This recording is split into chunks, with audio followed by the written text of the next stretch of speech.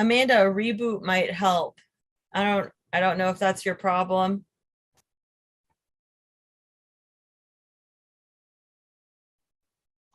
I see her twice on my screen.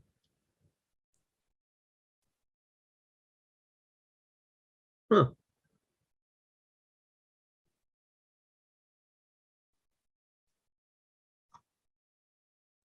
She says she's having issues logging in. Obviously.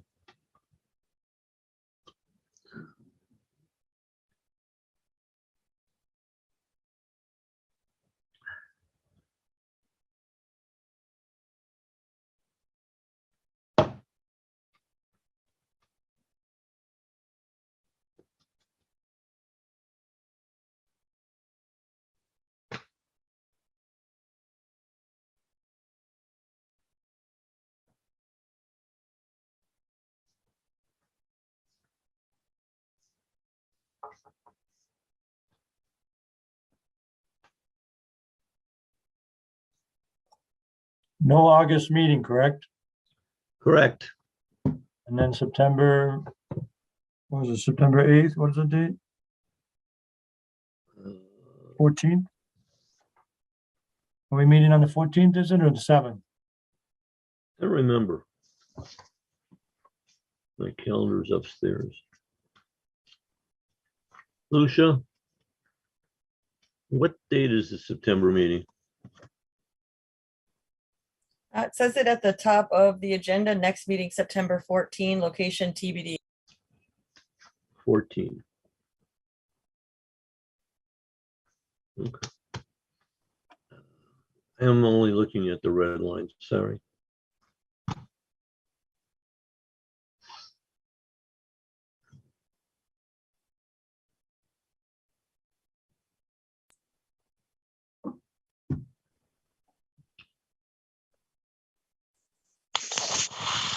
Hi, Bruce. Hey, Bruce, Hello.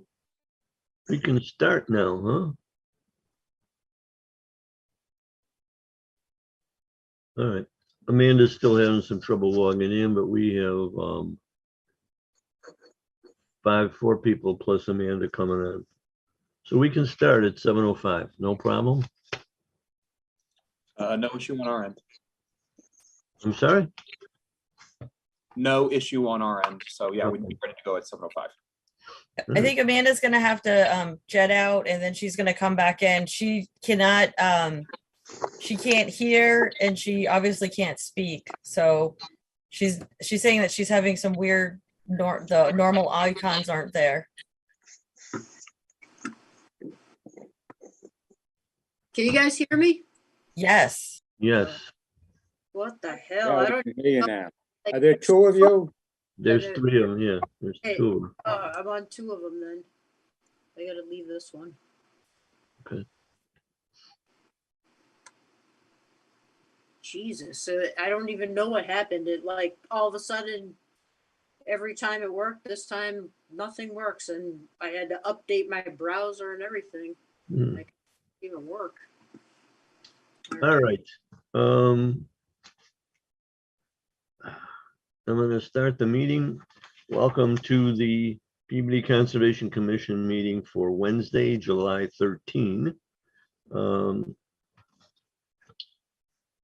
I have to read this little blurb, but pursuant to Governor Baker's March 12, 2020 order, certain provisions of the open meeting law and Governor's March 15, 2020 order imposing strict limitation on a number of people that can gather in one place, we can now do Zoom, and that's what we're doing.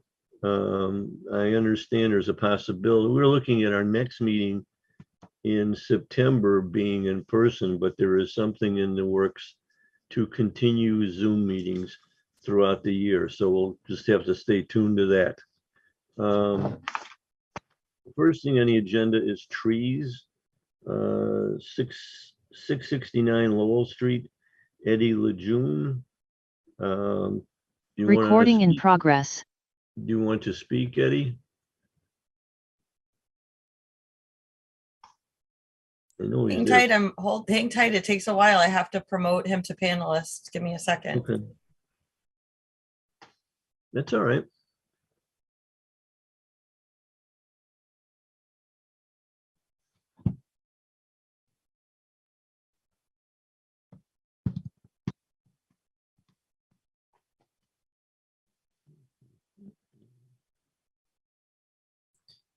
Let's see, Tara. Hold on, Haley. Hi, Hello. we can hear you. Hi. So I think my husband's on the computer. He must be having a little trouble. But let me just grab him so he can come on my phone. Okay. Haley, get out. Just get out of the pool for 1 second, okay? Sorry. I should have just promoted him to panelist. Okay. Do you want me to get off and you I can think promote I'm on him? now. Oh, okay. Oh, there you are. Hi. Yeah. Hi. Just looking to remove 2 trees, one that's leaning over pretty far and one that's rotted at the bottom, just for the safety of my family and children. Okay. Lucia, has he filled out the form for tree removal? Yes, and I have emailed it to you guys. You and Amanda got back to me Okay. and said that you had no problem. Mike got back with me with a few questions, but only 3 of you got back to me, so I couldn't approve it on my own. Do you want me to share with you the pictures? No, I don't think it's necessary. I mean, I've seen the pictures. Yeah, the gist of it, just to keep it super short, is the property owner stated he would plant 4 azalea bushes along the riverfront. Is that still a correct I'm statement, Eddie? Yes. And then it was just those 2 trees. One is rotted and there's 2, one's rotted and the other one's leaning like way down. Correct? Correct. It's 2 separate trees, one rotted, and both of the pictures are pretty, I mean, you can see, I don't even need to go out to the site. I already know what I'm going to see out there. Yeah. But this is right on the river. So I definitely think we need to start, if we're letting people take trees down, if there's ability to replant, we definitely should be. I mean, some places, it's really hard to replant, but in this yard, I think he can definitely get some azalea bushes in there, and it's very barren up to the river, basically. I'd like to see 6 azaleas instead of 4. Is that a problem? No, it shouldn't be a problem. Okay. And any idea when you can get this done? I was just in contact with the tree company yesterday. They were asking whether I got approved yet. So I'll be contacting them tomorrow to schedule that. Okay. And Well, Eddie, Let I'd like Lucia to know. request that the applicant cut the trees, but leave the trunk, leave the roots at Leave a stump. whatever DBH 2 foot or whatever above soil. Do you want me to not get the stumps ground? Especially if it's along so close to the river, sounds like it's really close to the wetlands.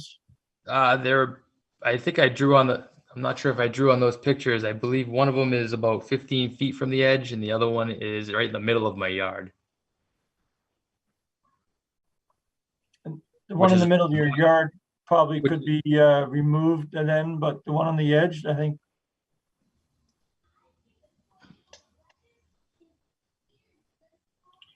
You can grind the one that's in the middle of your yard. Get lost again.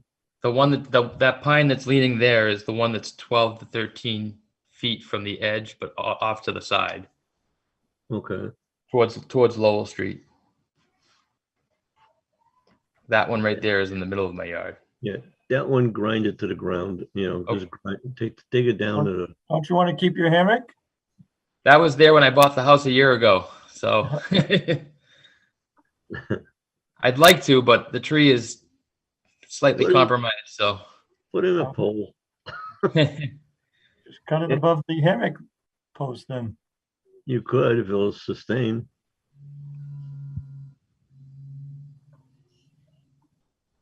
If you cut it above the, if you cut it so the hammock is still there, that's fine too. But I'd Okay. like to get some more azalea bushes planted than 4. Okay, I can do that. Okay. Let Lucia know when it's done, I think, right, Lucia? Well, yeah, he's gonna need to let me know the day, like basically, you can't do anything until I draft a letter. Who's the tree company that you hired? Sakura? Yeah, he's probably not gonna touch anything until you have a letter from me. Yep. So I can Alright. get this letter hopefully done by tomorrow. So you guys are gonna allow both trees. But the hammock, the one in the yard can be ground down, correct? Yep. Correct. And then the one on the perimeter, is that was that the pine? I can't remember. Is that the That's leaning the pine? pine. Yep. So we want to keep that 2 feet above grade, not grind or grubbed. No, I And thought that then- was, isn't that the one with the hammock? No, that's No, I'm not sure if the pines will grow back though. Bruce, do you know if pines will grow back? You're muted, Bruce. They will not. So, I mean, is there a reason, like, there wouldn't be a reason to not grind the pine then, right? I really think by looking, unfortunately, I was looking at the overhead diagram now that I opened up the pictures. They're both equally as far from the wetlands. You know, if he takes the pine down, he's gonna have to seed that area anyway. I don't see any reason he can't grind both stumps. you know where your septic system is, sir? My what? Septic or your sewer? I do not at the moment. I believe it comes out the other side of my house, though, based upon my where my Be basement is. aware, if, I don't know if a truck is gonna come to the back of your yard, something to be knowledgeable of. I believe they're using a smaller bucket truck that Okay. could get through the fence. Just Yep. something to think about. All right, we have a motion to approve. So moved. Second, All right, I Mike? have a motion to approve 2 trees to be removed at 669 Lowell Street. Both trees can be ground down and grubbed. 6 azaleas must be planted along the riverfront. Do you guys want to give them until September 15th to do that? Do you think that's reasonable? Yeah. More than reasonable, yeah. yeah, and they can tell us at the meeting. Even later than that, if in October, because you don't want to be planting really. I wouldn't want to be planting anything right now. But All right, so that motion was made by Commissioner Comac, seconded by Secretary Vivaldi. I'm gonna go ahead and do a roll call. Just bear with me. Okay, roll call. Chairman Lazares, Yes, Secretary Vivaldi, Yes, Commissioner Green, yes, Commissioner Athis, Yes. and Commissioner Comac. Yes. All right, so that is approved unanimously, 0 to 5. So Eddie and Tara, please just wait for me. I should get you that letter tomorrow via email, and it'll give you like, just we need to know, when they're coming, Yep. once you set it up, just so if your neighbors call, I know. Okay. Yeah. No problem. Thank you very much. thank you. Have a good night. You too.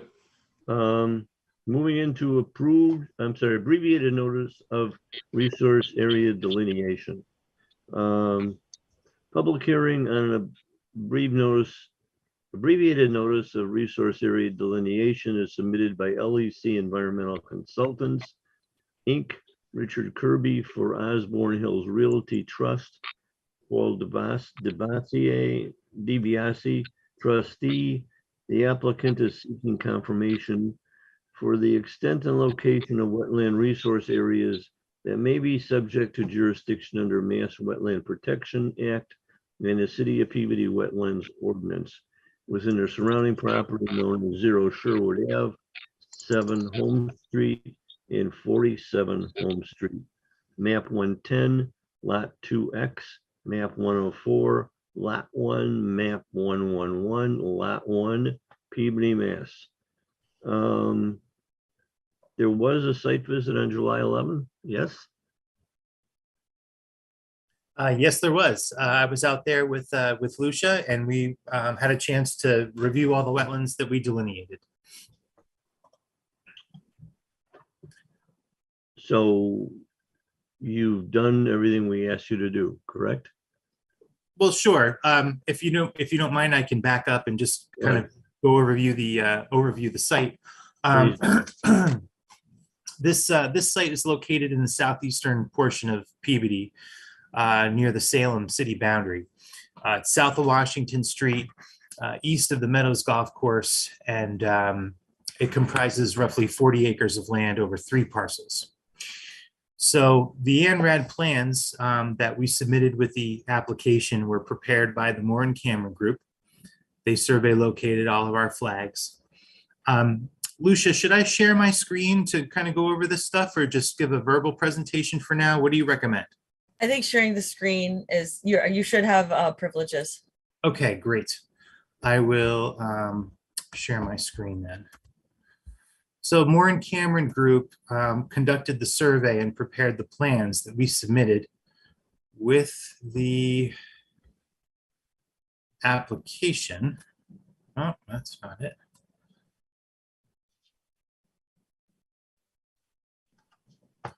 Bear with me for just a minute. I have a lot of windows open. I'm working tonight. Let's try this. There we go.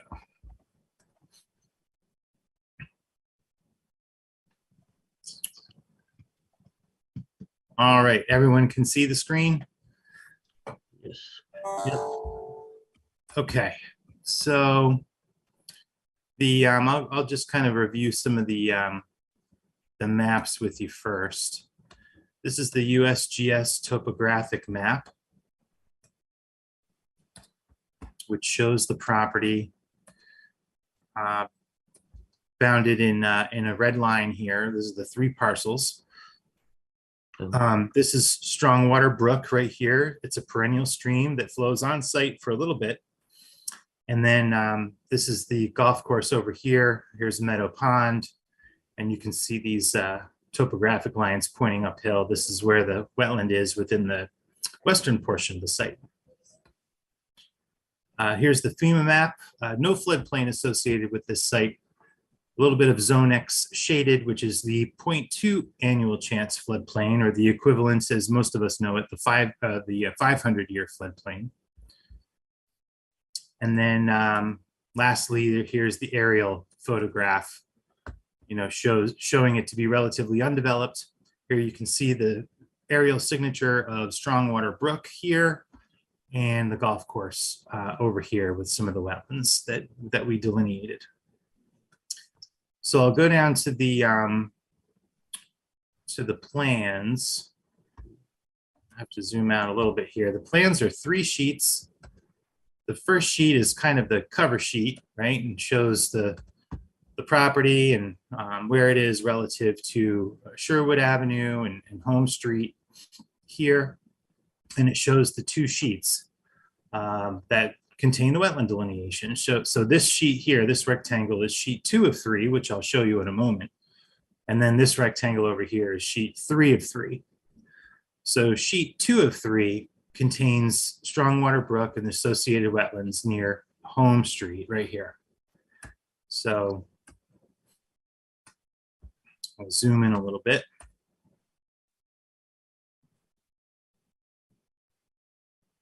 So there's an existing dwelling on this lot here. You can see the existing house, and there's a driveway that extends from Home Street. And this dark line with the round dots represents the bank mean annual high water line associated with Strongwater Brook. And we delineated that, and it does extend off site, which we're not showing on this ANRAD plan because it's not our property. But it does project the 200-foot riverfront area 200 feet away from that brook. So what we're in the process of doing is working with Moore and Cameron to make a number of relatively minor plan revisions. And one of them would be to label this section of the riverfront area approximate. because it is extending from the off-site portion of the stream, which is not shown on this plan. The second thing is we also added a couple of flags. You can see this is flag B8A. We actually hung a B9A, a B10A, and a B11A out in the field.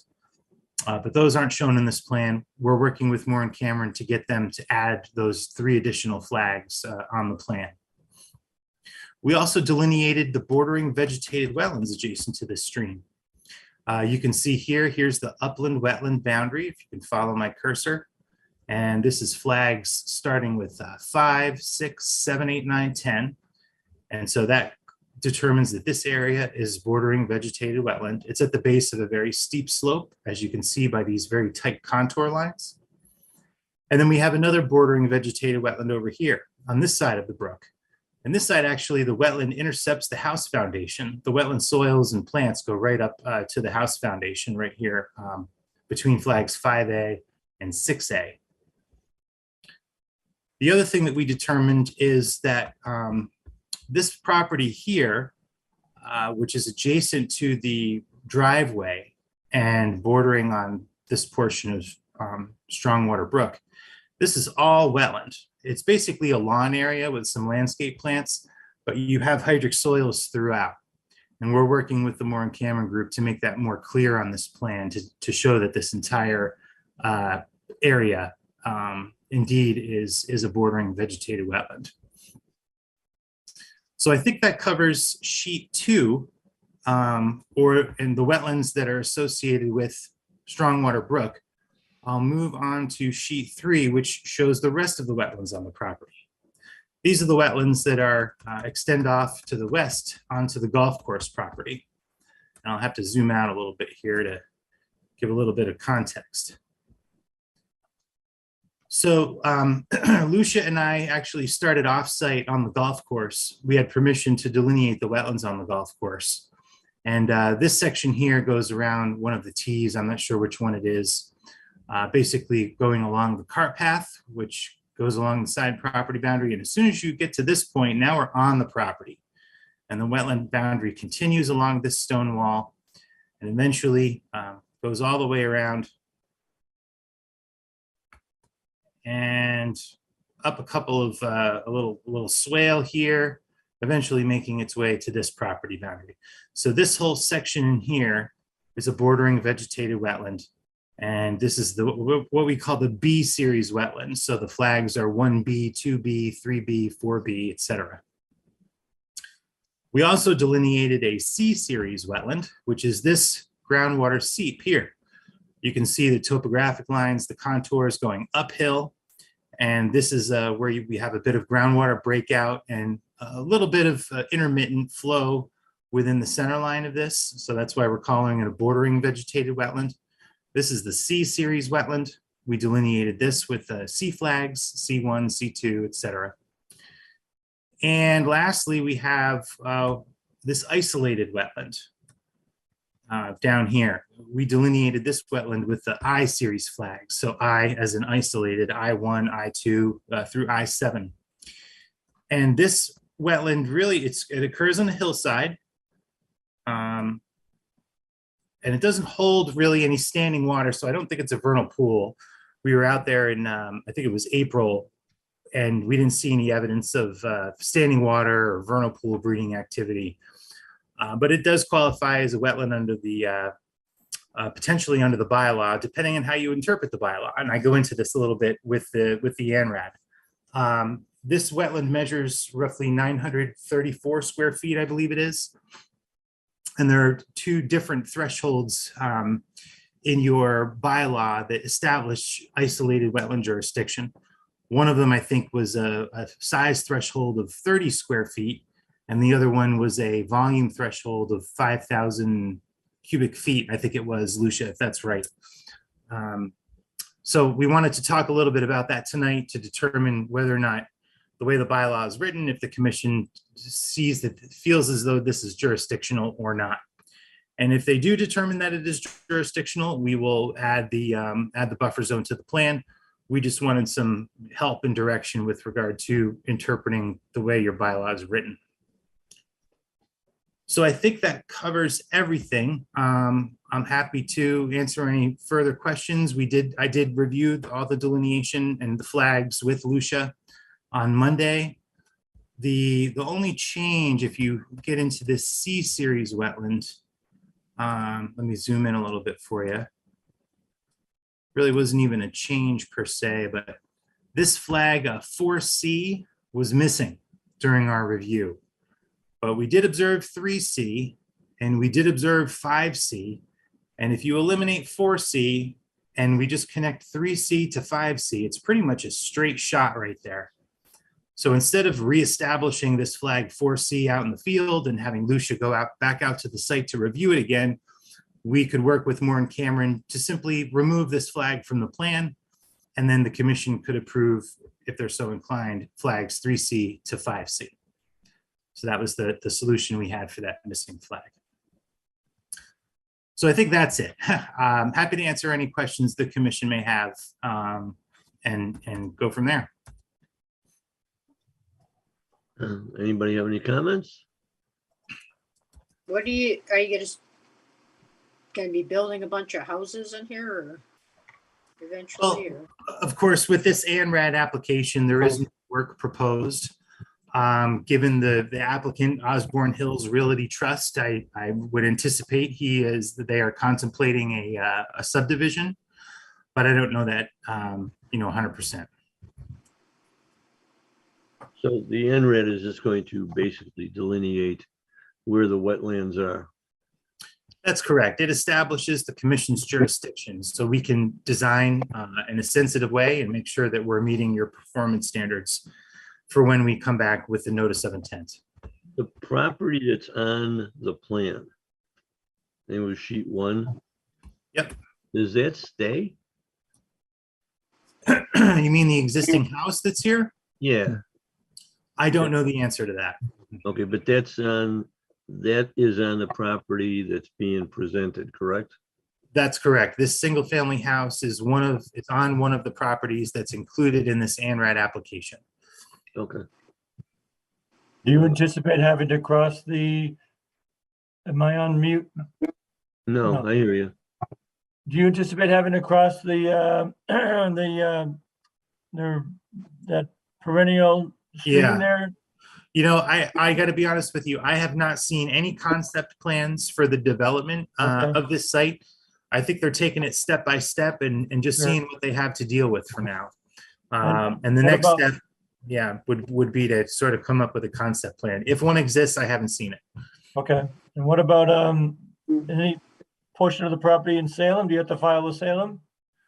So this is the Salem town boundary here, right?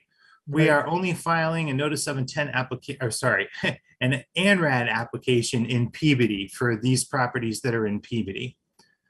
So to the extent there are other wetlands on the Salem section, we haven't been asked to file an ANRAD in Salem. And in fact, let me just scroll down here. Yeah, so you can see this section, Osborne Hills Realty Trust, is owned by this property is owned by Osborne Hills Realty Trust, the applicant, but it is located in the city of Salem. We haven't been asked to file an ANRAD in Salem, so I think right now we're just sticking to the property in Peabody. Okay. Well, when you had a question about that 934 square foot area, like that's not something we could answer for you, like right now. There's no way. We have to get somebody to check that out. And then there's comments. You can go over these, go over these with you, and you can answer to them. It just says sheet 2 of 3 flags 9A, 10A, and 11A need to be shown on the plot plan. Yep, I went over that in the presentation, and Lucia is referring to. Oh, let me get there. Hold on. We're going up. So those flags are the B9A, B10A, and B11A. That is the extension of the mean high water line to Strongwater Brook right here. So those flags are in the field, but they got missed on the plan. We're working with the mooring camera group to update the plan and add those. Okay. Sheet 2 of 3, you might probably went over all these, but it was so fast. The area shown to the left of the house is actually wetlands, but it's not indicated on the plan. Revised plan. Yeah, that we're also going to do that. This is the lawn area next to the house and driveway, which contains wetland soils. So we're working with Moore and Cameron to make that clear on the ANRAD plan. Okay. All right, any more? Yeah, there's this flags placed on abutting lots are not shown on the plan. Right. They So could- yeah, we're gonna label these buffer zone lines and the riverfront area lines as approximate because we're not filing an ANRAD for this parcel here, which contains this section of Strongwater Brook, and it contains the wetland that borders on it. But this property is owned by Eileen Conway. So we're not going to show flags on the ANRAD plan on an offsite property. So we'll simply label these approximate. Okay. Through the chair, basically it's up to you guys to decide if that's okay. I mean, they received permission from the city to flag on city property and those flags are on the plan.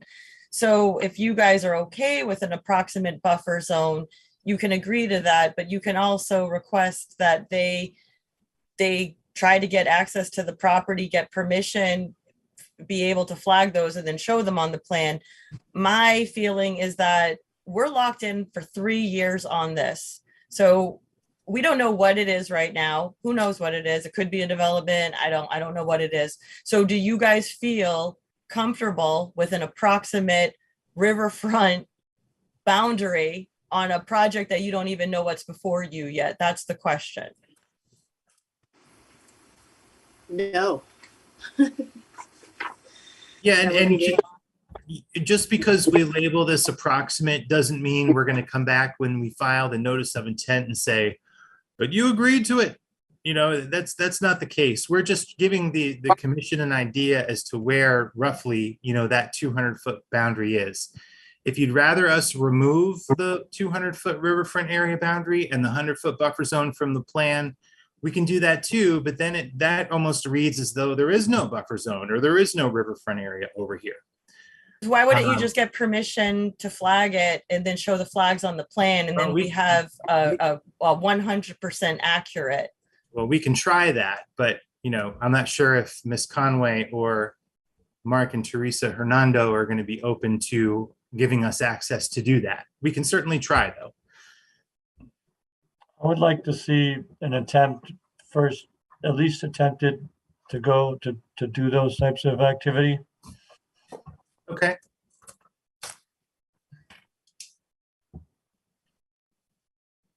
Yeah, I'm not comfortable with an approximate border. If we can tighten it up, that'd be much better. What Yeah. does the commission, do we want to, as a group, want LDC to provide some sort of letter or documentation that he's attempted it? What can we do to see that, you know, not just for clarification?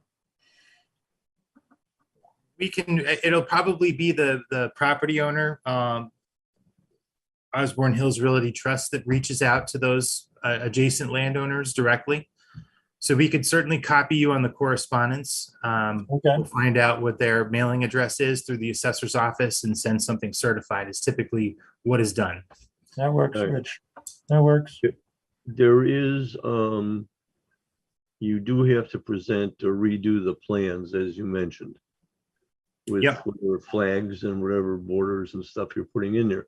So you're gonna come back to us some point in September or later with revised plans, correct? That's our intention. We plan to request a continuance tonight until the September 14th public hearing. And hopefully by then we will have plenty of time to update the plans, hopefully get in touch one way or the other with Conway and Hernando and see if we can't get permission. I do have one question. If Conway and or Hernando are non-responsive or decline our offer, what does the commission, what would the commission's preference be in that circumstance? Put them in a headlock. I don't know. Yeah, through the chair, I mean, you can't just eliminate, just because you can't get out to the site to flag wetlands, you can't just eliminate those riverfront areas. That just sounds crazy when you said that. Like, it has to be labeled as I agree. approximate. I agree. Then otherwise we're just giving you like, hey, do whatever you want over here because Can it be it's taken off from site. a USGS, or is it? Well, in the past, that is what we have done. We've taken, the aerial signature and used the USGS map and then measured a 200-foot distance off of that line to show the approximate location.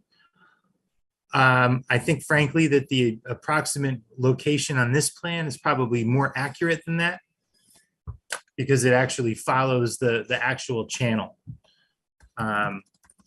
Yeah, I would agree if they can't get in, if they do due diligence trying to get in touch with the property owner and after 3 attempts or something, I would leave these on there and not use the any sort of GIS because I'm pretty sure these are more accurate because we were on site and he was on site, so.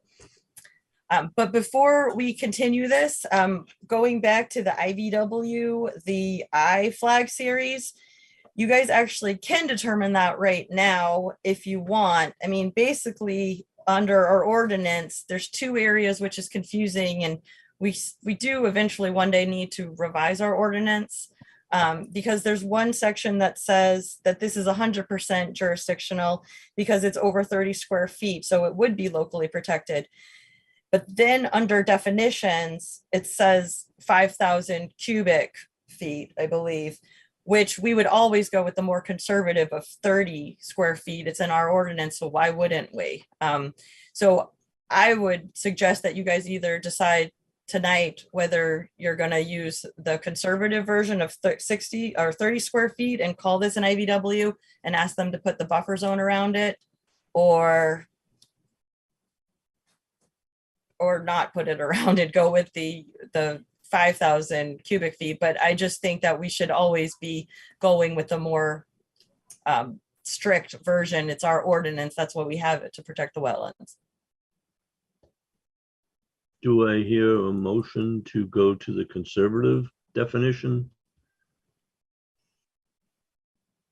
It's on a hillside in the middle of a forested area. More or less, it's a relatively young forest. That hilltop is pretty xeric and dry, and many of these sapling oaks and poplars and whatnot are pretty young. I think it was probably logged at some point. There's an old logging road along the base of the slope. But yes, it's on a hillside, and it's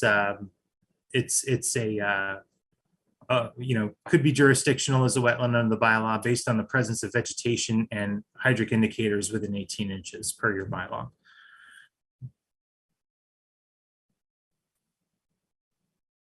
So I would, go ahead, Arthur. someone introduce the motion. I'd like to second that motion to go with the conservative square footage for the IVW there. Is there a second? I second that. Who made the got it. motion? Yeah, I don't think you actually need to make a motion. You just need to tell him that that's what you guys feel. That's your decision, and you're not going to approve the plan in September without that buffer zone on there. Okay, so moved. We're not gonna accept it, Rich, unfortunately, unless you show the buffer. Yeah, no, that's fine. I kind of had a feeling that that's the direction the commission would go, but Actually, since it has, you mentioned that it has hydric soils and even though it's dry, it's kind of has the potential for being a vernal pool of that Oh, sort. no. Just for the record, I never said it had the potential for being a vernal pool. I know, but you said it kind of like had similarities. I thought you said or something like that. No, I just said it has the wetland plant community and the hydric soil indicators within 18 But inches. no animals, no. There's no species. evidence of prolonged standing water that could support vernal pool breeding Species, or yeah. species.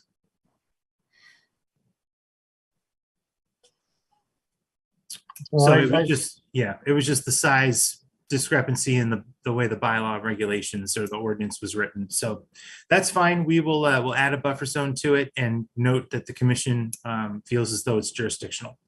Okay. So we need a motion to continue. Yes, but you need to open it to the public first. Okay, Right. I'm sorry. We open this to the public. Anybody want to speak, raise their hand. And if you are going to speak, let us know your name and address. I don't see anybody, do you? Yep, there's someone named Harold Roberts. I am going to allow them to talk. I'm not going to promote to panelist. Okay, good.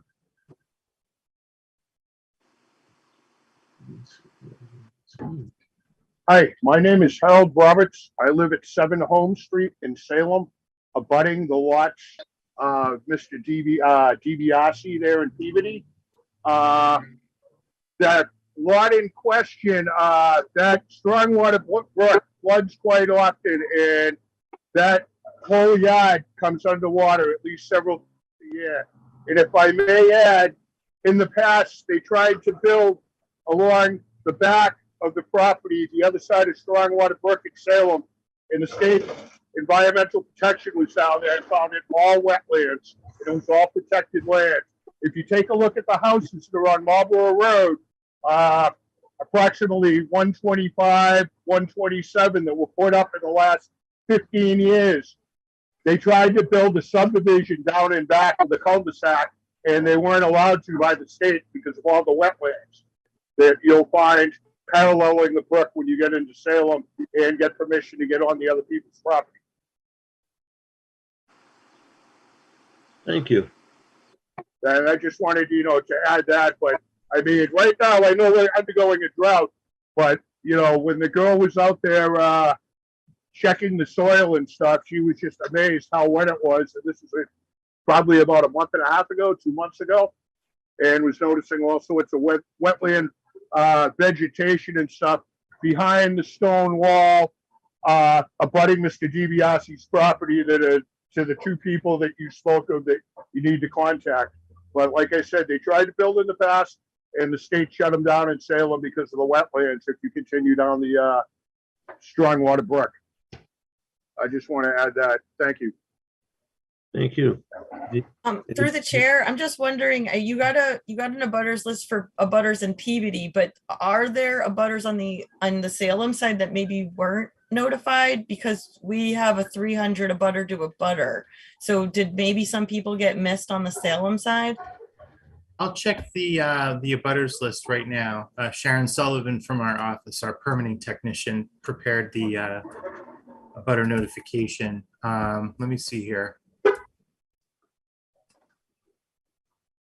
But in the meanwhile, is there anyone else in the audience that wants to speak? Please raise your hand.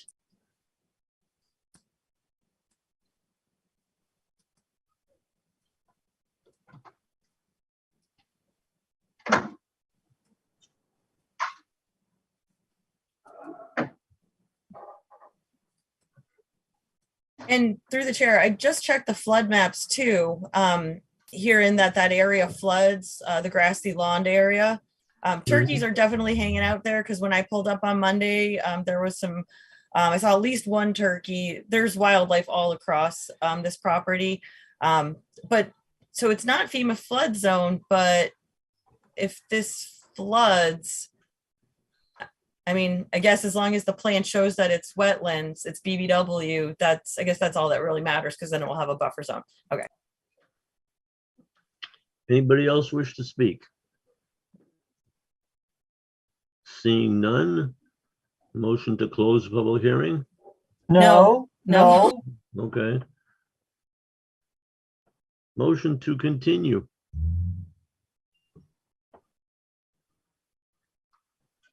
What is satisfactory for Mr. Kirby and his team? What does he think is a reasonable time frame?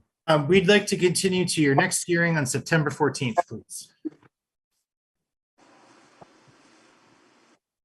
Motion, I'll make the September 14th. Second,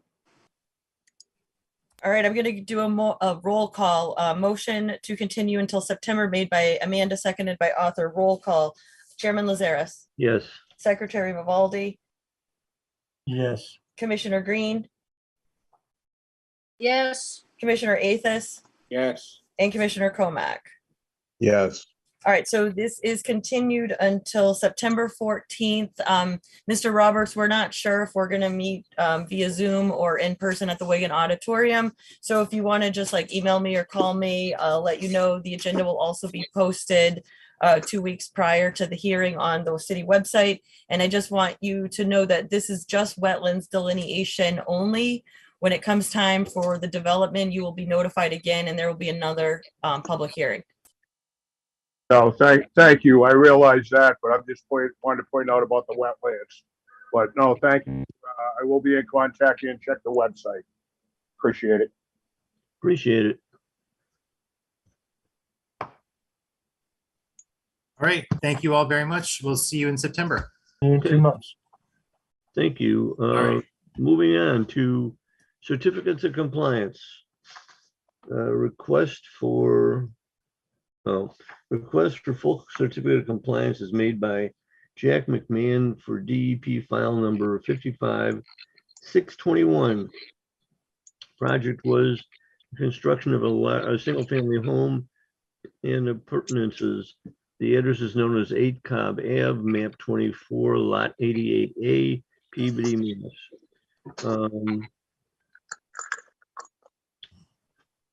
You just need, I don't know if there's any discussion, is there?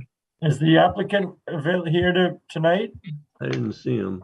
I just promoted someone named Jack, who I think it is him. It is So if it is, hopefully he can unmute himself.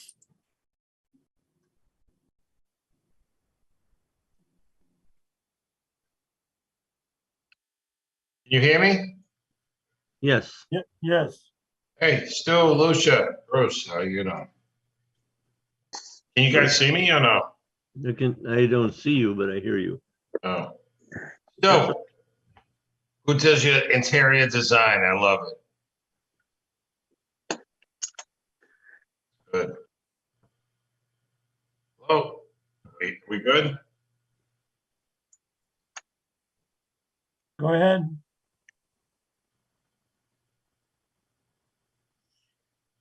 You're looking for a full certificate of compliance.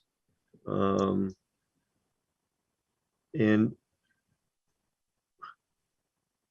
at this point, according to the notes I've seen, you've expanded your gravel driveway much larger than what was approved originally.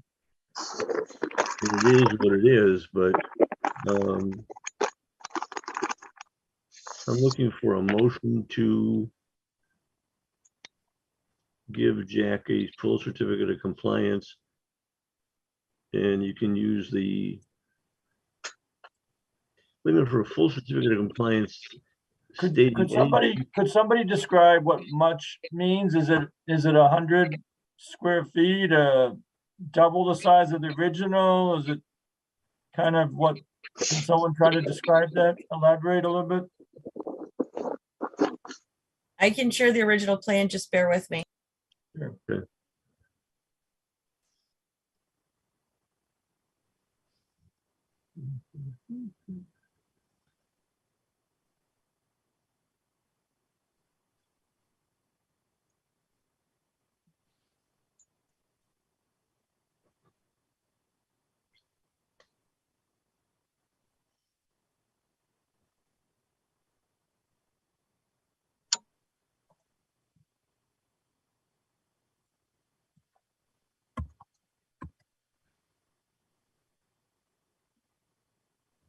So this is what was approved. I'm assuming this little jotted, that's the driveway. Right here. These are trees. Right now, these trees are not here. This tree's definitely not here. When I was here, I parked right here. So, and I can show you the as-built.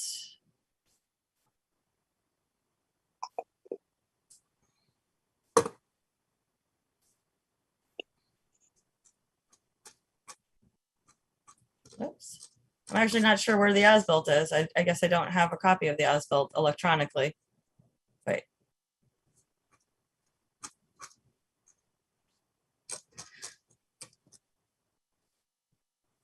Jack, do you have access to share your copy of your as-built plan? I can't do that, Lucia. I'm lucky I'm on this Zoom meeting. I can't share anything. I mean, it is what it is. It's either you guys are okay that he expanded his driveway, or you're not okay. The driveway was actually never expanded.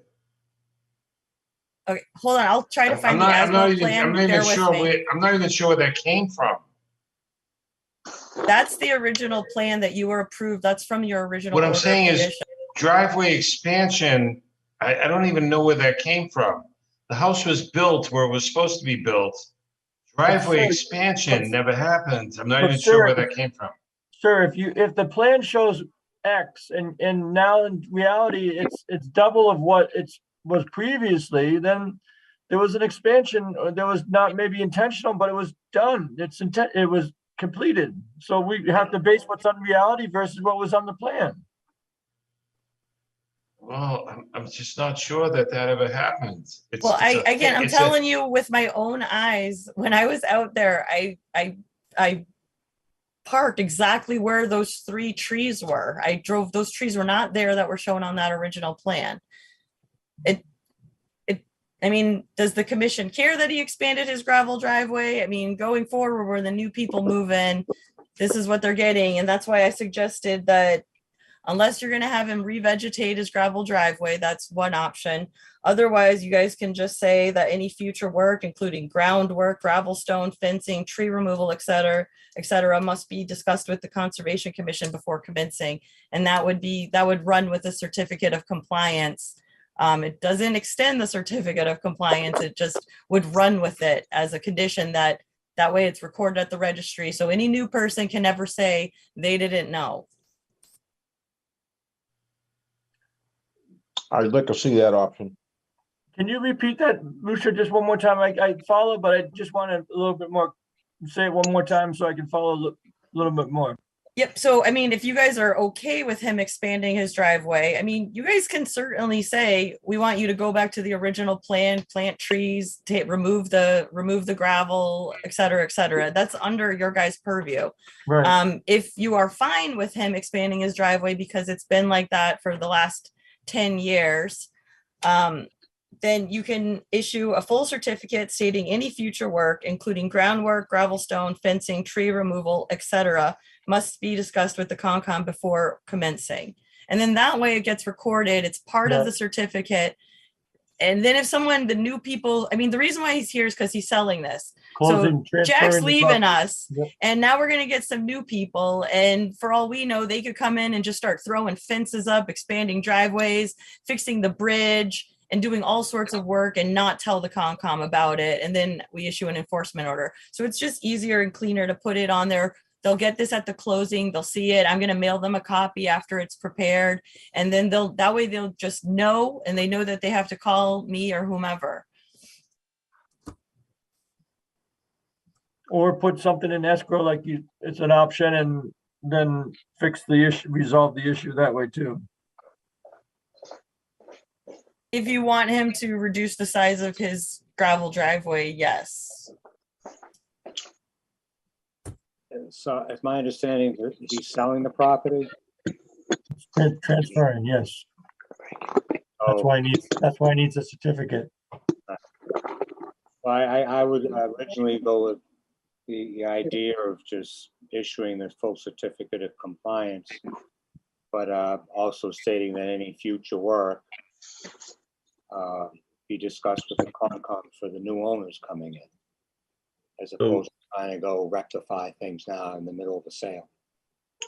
Lucia, could you elaborate one more time? Is the area that was expanded right on top of the wetlands? Is it even in like BVW? Well, he's on a peninsula, so his whole property's in the wetlands. Right, Let me that's just right. look at the letter that they Right. the engineer should have submitted a letter saying what was I guess actually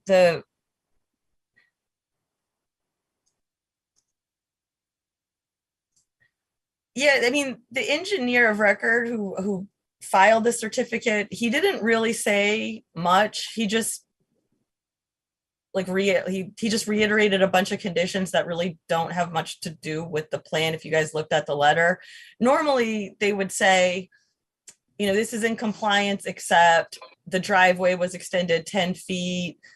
Well, you know, this was over here, but he didn't do that. So I just know because I was on site and visited the property, right? And I know that those trees aren't there, and I know where I parked. You do the due diligence, right?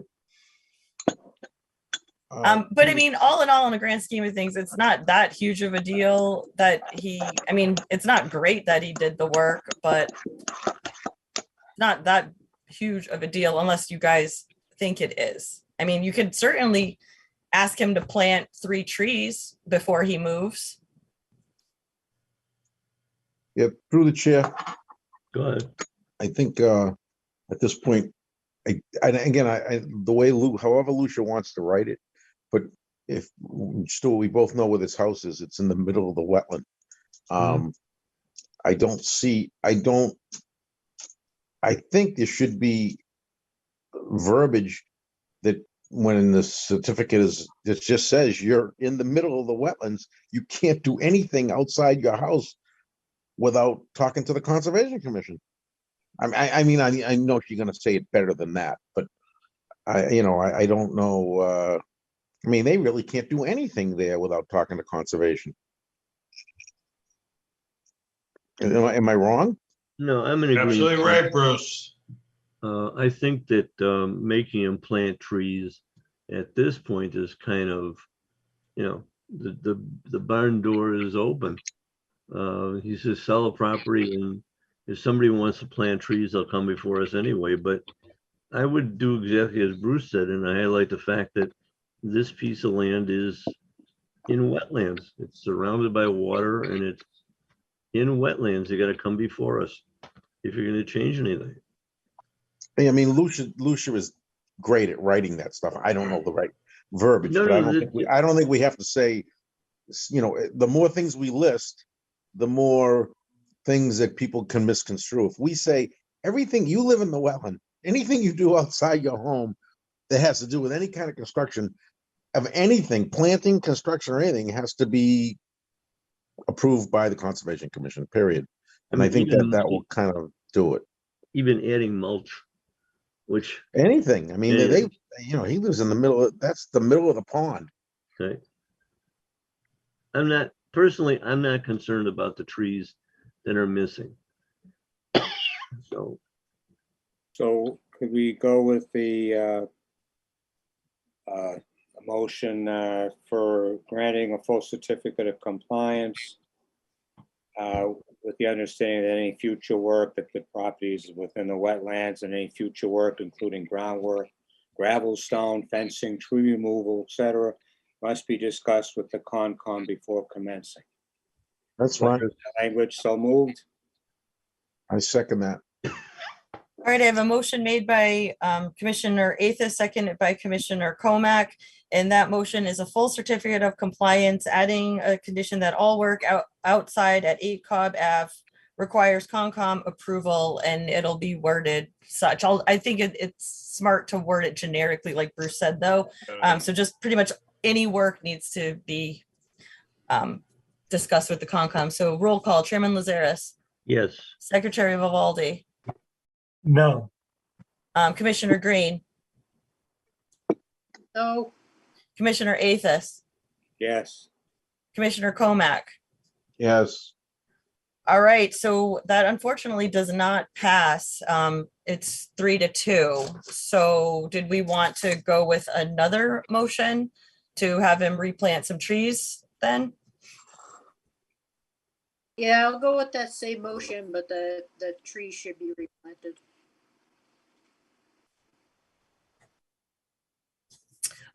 Or I feel like trees might be an overkill. I think there might be a reason why he removed those trees. So maybe shrubs, 6 shrubs. Trees came down during storms as well, just so you know. Is the applicant willing to remove any part of the gravel and put in loam and seed? I'm actually not sure what the expanded driveway means, but I've been out here for 12 years. I've never expanded my driveway. And actually started the Friends of Peabody Lakes with Stu and Bruce. And I'm one of you guys. I never expanded my driveway. I've never done it. Well, And I don't even know where that came from, but the trees that came down during storms. That wasn't me. I didn't cut them down, just so you know. Yeah, I think you misunderstand when they're saying expanded. What they're saying is they're not the expanded, it's just that however, when the house was built, when it was approved to be built, when it was built, the driveway just went in larger. It just went in larger than was in the plan. So when they're saying expanded, they didn't mean you expanded it. It went in larger than that was drawn on that plan. Bruce, I don't even know what that means, but Yeah, so look, this dotted line right here. This is what you were approved. This is your original order of conditions. This is your original dotted driveway. Would you agree that your driveway goes out much farther like this? I parked right here and this tree was not here. Is that a correct statement? This tree was not here, this tree, this tree, this tree, and I know these 4 trees were not here. Am I correct? Am I crazy? Those trees were there for years and years and years and years. Are they still there? Oh, yes, they are. Absolutely. This tree right here is still there. Absolutely. 100% is still there. Come out and look at it. Oh, yeah. No, it's exactly. So where did I park when I was on your property? Exactly the way it was planned. Where did I park? Because I definitely didn't park right next to this carport. I could have sworn I parked right here. Oh, well, no, actually, there's a tree right behind that, actually. I'm not sure. I don't even know. I've never expanded anything. I've never done anything. The place is exactly the way it was when I got here. I'm not even sure. Didn't you build this house? I built it. It's exactly. And what I'm saying is, I don't think you built it according to that plan. So you didn't. You guys. The problem is, Jack, is you didn't submit an as-built plan. You just submitted. I had an engineer out there, Paul Dusnap, spoke to that, and he just told you that it was built exactly to plan. That's what I submitted to you guys, that it was built exactly to plan. I don't think that's what I saw. It's a skinny dirt driveway out there. And listen, I mean, completely, like, I don't cross the line when it comes to environmental stuff. You know that, Lucia. Stu, you know that, Bruce. I don't cross the line. It is exactly as planned, as built. Paul Dusnap spoke to that. The engineer spoke to that. I submitted that to you. There is nothing that differentiates that. I didn't add anything or subtract anything. That's it. That's all I got.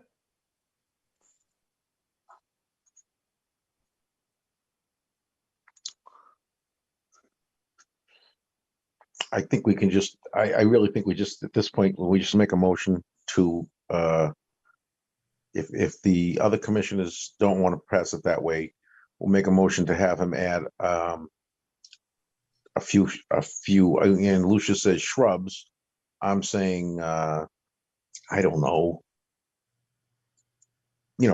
three whip swamp oak, and let them plant them, and that'll be the end of it. Doesn't have to be there, can be somewhere on the property. I'll go with that. Is Jack comfortable with that? Good with that. I just promoted Paul. I'm assuming he's your engineer, and I just re-looked at the letter, and he says it's in substantial compliance, and then he rattles off about 4 conditions, but those conditions don't really talk about the driveway or anything. So I think we should let him speak and see what he says. Closing on the 27th of July. I just hope we can just, I've been a huge advocate for the cleanup of Crystal Lake. Stu and Bruce and Lucia can tell you about that. Like, come on. I have been I a don't think it's huge that big of a advocate. deal, just added, well, I understand your advocacy, but we're just saying, like, at least I'm saying, go with the motion that they just did, plus add some trees or shrubs, and that's it. Close, sell, leave, buy. That's it. All you have to do is plant a few more shrubs. Absolutely. Is that a motion? Are we gonna get him to verify that? Is Lucia gonna visit the property? You can make the motion that I hold a certificate of compliance until he proves to me that they've been planted, and I would go out to the site and see them planted. I like that. I'll make that motion. Just, you could pick off this native trees for riparian buffers list. Should be able to find pretty. Yeah, I can forward him. We have a plant shrub list. Are you guys okay if he plants like 4 shrubs instead of 3 trees? That's fine. Yeah, That's fine. I just think on this site, trees are going to be a hindrance because it's a very, very small lot. And once you start planting things that have a larger canopy, they're going to end up falling or cutting them down later. So 4 shrubs. 4 is good. Jack, are you okay with that? Native New England shrubs? I'm totally okay shrubs? with that. Yeah, Absolutely. it would be a list that I would give him the list tomorrow. He has to look it up, and then basically he would have to go buy them, plant them, and then once he plants them, I drive over there, check that they're planted, and hand him the certificate. And it sounds like he's ready to do it before the 27th because he needs this document. Thank you, Lucia. Yeah, that's I'd make that's that pretty motion. much, that's what it sums up to be. All right, so that motion's on the floor by Mr. Athos, seconded. I'm going to go ahead and do a roll call. So that motion for a full certificate, adding that the condition all work, outside work requires Concom approval, 4 shrubs to be planted and approved before release of full certificate, made by Commissioner Athos, seconded by Commissioner Green. Roll call. Chairman Lazaris, Yes. Secretary Vivaldi, Yes. Commissioner Green, Yes. Commissioner Athos, Yes. Commissioner Comack. Yes. All right, so that does pass. Thank you. It's a wrap. All right, Jack, get in touch with me. I'll email you tomorrow. If you want to send me an email now to remind me, I'll send you that plant list, look through the plant list, and then we will get in touch before your closing. All right, perfect. Thank you. Good night, all. Good night. And keep doing what you're doing. You guys are the best. Wow, you really are. Thank you. Thank you for what you do.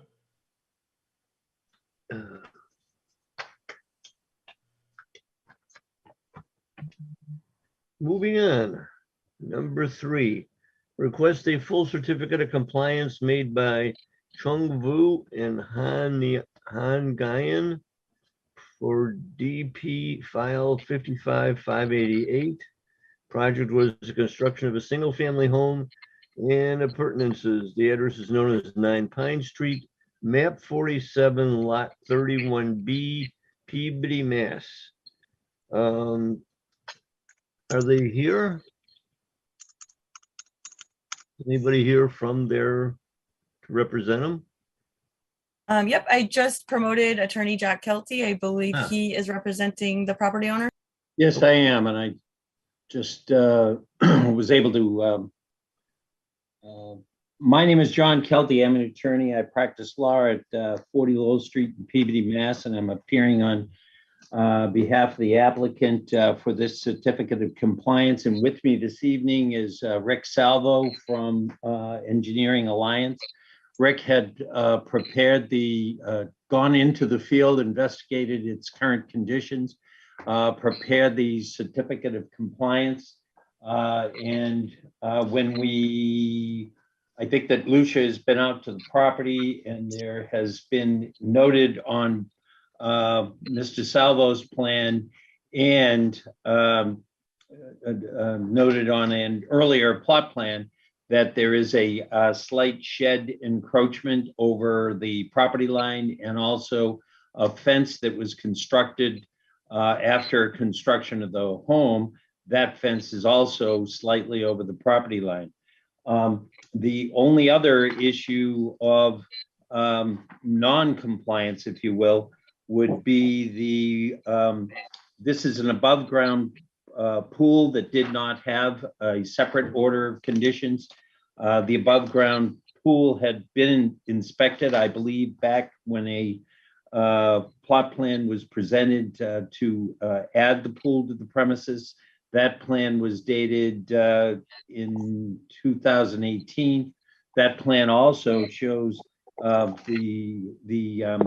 shows the pool is being proposed, and it shows the encroachment of the shed and fence. An interesting thing about the order of conditions is the order was issued for the development of a home. That home has been built in compliance with the original order. There has been plantings placed in the front yard of the property, and you can see those plantings on the aerial that was submitted with the original notice of the original request for certificate of compliance. And we can see that there were many plants added to the front area of the property. The property is surrounded on three sides actually, some which were planted along an easement line to provide privacy between the two houses that were the order that was subjected to this, that were developed at the same time. I'm sorry. Those were developed at the same time as this original order of conditions issued. The plantings that were shown on the 2018 Mellow Plan, Eastern Land Survey at 2003, I'm sorry, February 12th of 2003, they showed an area of planting along what is not a property line, but is an area near to the edge of the jurisdiction of the wetlands that are within the jurisdiction of the commission. Those plantings seemingly were not planted unless it's safe to say that they weren't planted in the row that showed on that original plan. The area that is being encroached upon is actually owned by the owners of the house to the right. The original. Jack, can I interrupt? I'm not. Yep. You're referring to something. I'm not looking at it. Am I supposed? Did you submit something? Is it on the OneDrive, Lucia? Can you share his screen? Yeah, I'm sorry.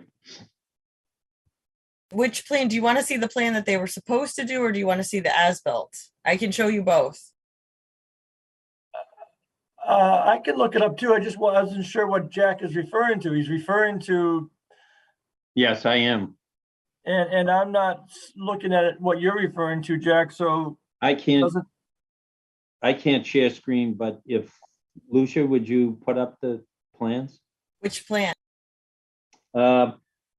I'd say let's look at first the 2013 the 2003 plan.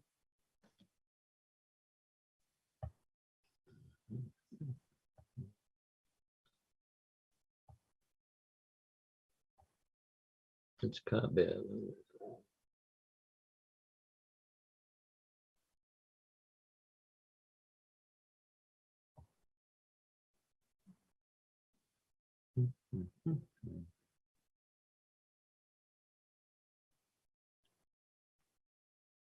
This is the original plan, but the format I was sent, I can't zoom it, so this is the best you guys can see it. Okay, So what I'm, two things I'm speaking to is, one is that there is a row of plantings that were referred to as proposed planting barrier. And they didn't serve as a barrier from anything. I believe this may have, the permit on this particular piece of property issued during a period of time that Frank Lee was chairman, I believe. And Frank had a kind of a program that he was trying to, well, institute or put in place, where if you were working in a buffer zone, he enjoyed to see barrier plantings or additional plantings provided, even if we weren't disrupting any kind of jurisdictional planting. And in this instance, it's that row that is kind of a Z-shaped plantings that are not out there today in the fashion that they show on this plan. However, if we go to the pictures that were provided to us in Rick Salvo's filing, on the outside cover of the actual notice or the request for certificate, do you have that, Lucia? What do you want me to share now? The front page of the actual filing, the one that has the two photographs. Yeah, the request for this, yeah. So if we're able to, what we're showing on these pictures, yes, is that there are plantings, heavy trees all around the property. And there have been significant trees and shrubs added to the front of the property. The driveway to the right is paved as it was intended to be and as it showed in the plan. And the encroachment is to the rear of the property. But that encroachment and that fence line, which is showing on our current as-built plan as encroaching, that's actually encroaching on the property of the neighbor to our right, with whom we share an easement for that driveway. So in the reason that happens to be owned by the guy to our right is there's a 17-foot deep narrow parcel of land that is owned by, although not used or occupied or anything, by the owner of the property to the right. That was a feature given to provide the adequate area from a zoning perspective to create this lot. I believe that the pool is not an issue for the commission. And I believe that we have substantially complied with the original order with a series of plantings, and that we should be given the order of, we should be given the certificate of compliance. I don't think that if the board was to give us the certificate of compliance, it does nothing to empower any kind of trespass that may or may not have taken place on the property. Your jurisdiction doesn't extend to allowing any or authorizing or approving any such trespass. Also, the fence and shed were never part of the original order. The original order was for the construction of the home. And as I said earlier, Mr. Salvo is here this evening, can answer any questions that you may have that are of a technical nature. Jack, I have a question. Is the shed partially, does the property line run through the shed? Like we gotta Yes. move the shed. So the shed should be moved back to the property. And the fence is the same way? It's encroaching on someone else's property? Yes, the neighbor to the right, that's correct. So what would be the problem in moving the fence and the shed? Just getting someone to do it. Okay. I'd like to see that done before we issue a certificate of compliance, because then if we don't, we're just saying what he's got is fine. And I don't think But it's you're, fine. you're not saying that, Mr. Chairman. You're not saying anything about the encroachment if you were to give a certificate of compliance, because the shed and the fence had nothing to do with the original order. So your certificate of compliance is totally unrelated to this issue of an occupancy or a trespass, and has really, they are totally unrelated. And the occupancy has taken place since at least 2018, and I suspect even before that, but is part of the property now formerly Gill. And the Gills don't seem to be offended by that encroachment whatsoever. May I ask a question? Go ahead. If the pool wasn't part of the original, was it subsequent filing? There was no subsequent filing. I believe that the then administrator to the board did go up because there is a condition in the original order that suggests in the event that there is a pool, this is how it should be treated. Through the chair, what actually happened was the pool was installed, and unfortunately there was about 15 years where we had a glitch in our software. Yeah. So they got a permit from the building department. That's the Without only, oversight. I have been out there since and gave them permission to reinstall the above ground pool. But no, from what I understand, they never received permission from this board. And just to like speed this up a little bit, I mean, we have a lot of stuff on the agenda and it's already 8:23 and we're on like item 2 or something. So basically you guys, I just want to reiterate what I wrote in my notes. They were supposed to install 28 8 to 10 feet tall eastern pines, 10 feet on center, and then 19 each witch hazel, 19 dogwood, and 19 American hazelnut, all 6 to 8 feet on center. So we did request that. They never did that. Instead, they erected a fence and somehow got the occupancy permit. I'm not sure if they got, did you guys get a partial on this for the occupancy permit? So, Yes. I mean, it's really up to you guys. Are you guys That's going, you're correct. making jack plant for shrubs. Are you guys going, is this okay? I mean, going forward that we're going to, you know, allow these old order of conditions to come back and then just say, oh, you don't have to plant 28 pine trees. You don't have to plant 19 hazelwood, dogwood, or American hazelnut. That's just, if you guys are fine with that, then we should move on. But if not, I mean, you should request them to plant something or come up with a planting plan. And my question to the board is, where would we, when you look at the picture of how it is, you know, the depth of the growth today, where would we put those 28? I mean, it's heavily overgrown, and there were trees added throughout the front and between the two lots. There were lots of trees. They're not where they were shown on the originally filed plan. No.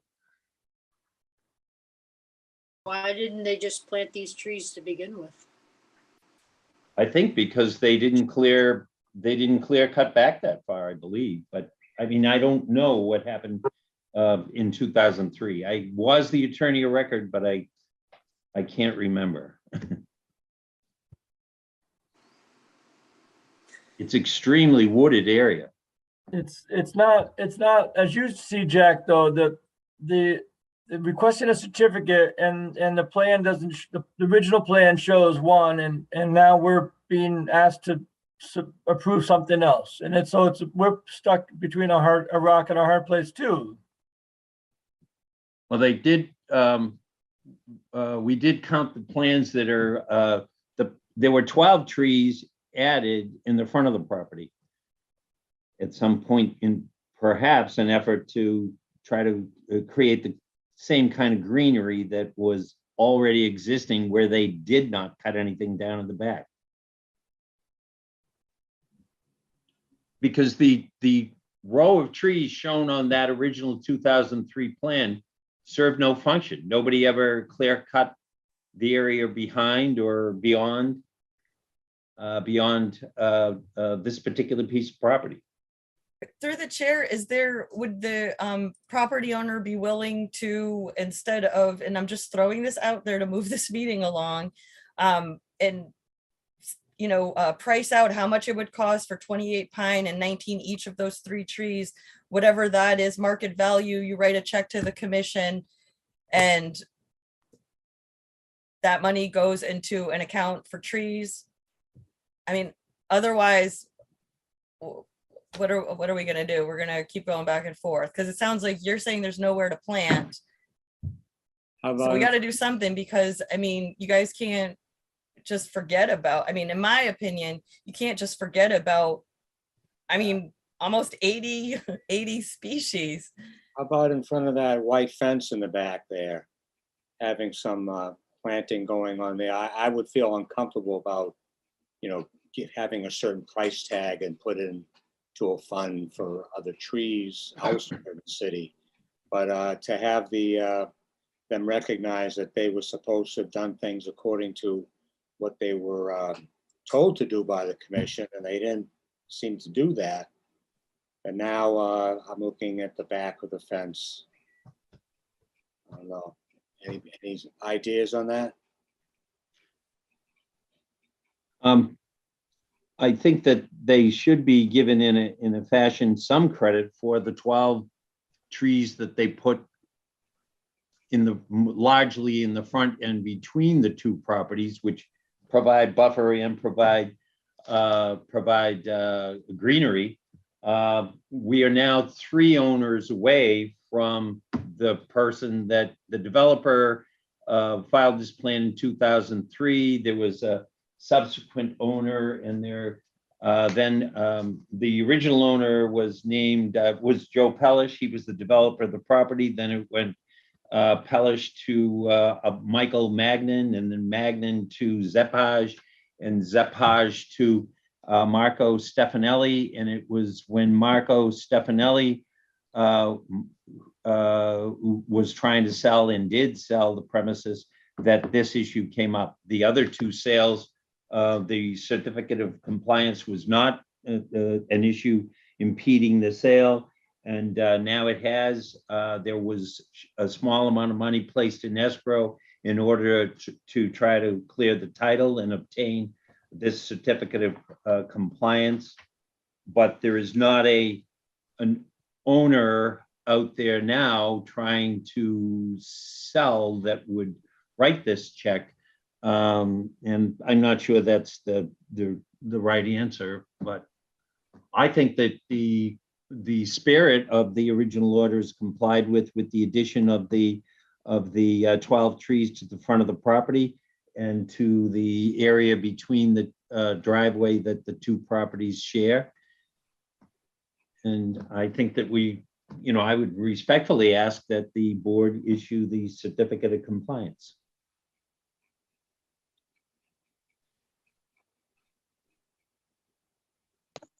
Through the chair, Jack. Look, we can't just issue a certificate of compliance on 10. The original order has a lot of stuff. Again, it's got 19 witch hazel, dogwood, those are, let them plant. He's got he had 28 8 to 10 foot white pine. All right, they planted 12 trees. Again, I'm not going to get into But let's just say, and again, the rest of the board has to agree with this, is just, let's just say, okay, you got 12 trees, they're big trees. I saw the pictures. All right, fine. But let them plant 19 dogwood bushes in the back in front of the white fence. And that will be, and I'd be fine with that. But we can't just, what Lucia's absolutely right. You can't just have people not comply and it gets picked up and you say, yeah, that's fine. It's been like that, so we'll let it go. And 19 dogwoods is not a big deal. Not, they're talking about red twig dogwood shrubs, not trees. I mean, I know everybody sees dogwood, that's what they think it is, but that's not what it is. Those are red twig dogwoods. They're a wetland plant. They can plant them right in front of the fence, and then that's that. Is that your Is that- motion, Bruce?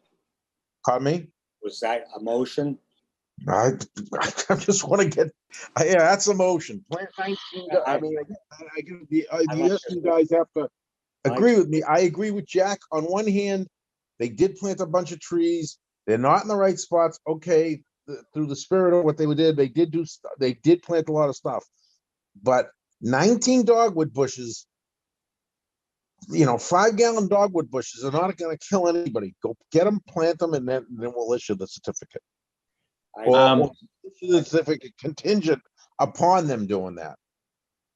And what I was going to ask was, since you're not back until September, if that were to be the motion, would it be permissible to issue the certificate of compliance contingent upon the planting, and then let if we go out and put the 19 dogwood shrubs in, we can have Lucia inspect, and we could have our order before, at the time of planting versus in September. I have no problem with that. You affect the rest of the board. That sounds fine to me. Lucia can bring the certificate with her. I second that motion. So the Are you motion, guys gonna add the pool condition in perpetuity? I mean, it Yes. would just be, I would Yes. just put it on there anyway. Yes, Yes. absolutely, yes. All right, so Bruce made a motion for a full certificate of compliance, adding that pool condition in perpetuity. In 19 5-gallon red twig dogwoods to be planted along the front of the white fence, correct? yeah, Yes, yeah, And that was exactly. made by Bruce, seconded by Arthur. Was that correct? I guess Okay, roll call. just to clarify, Bruce said shrubs, so that I guess it's a lesser, It's the red twig dogwood, correct? Correct. Well, it says dogwood, but it says dogwood, American hazelnut, or witch hazel. Again, the dogwoods are going to be the easiest thing for them to get. They're in every nursery. It's not going to be a problem.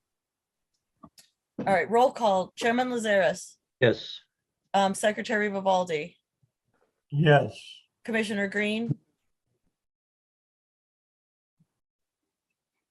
Amanda, you're muted. I didn't hear you. Yes. Commissioner Athos, Yes. Commissioner Comack. Yes. All right, and to be clear, that is contingent on the plantings. I'm to hold the certificate of compliance until I confirm that the plantings are done, correct? correct. Correct. Correct. Correct.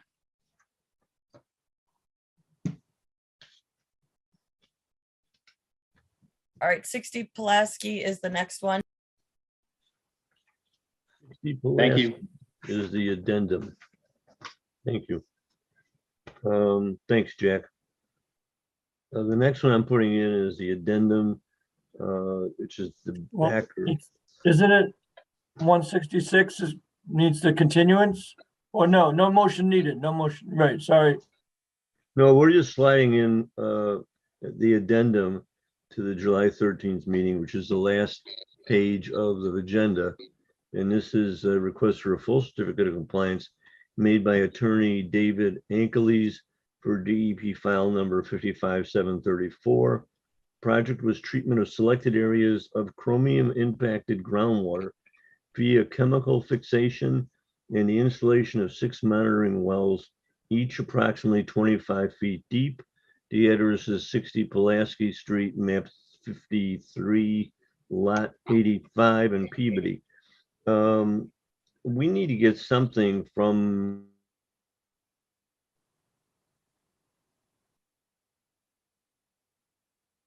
who? He went out, his computer went out. I just heard it.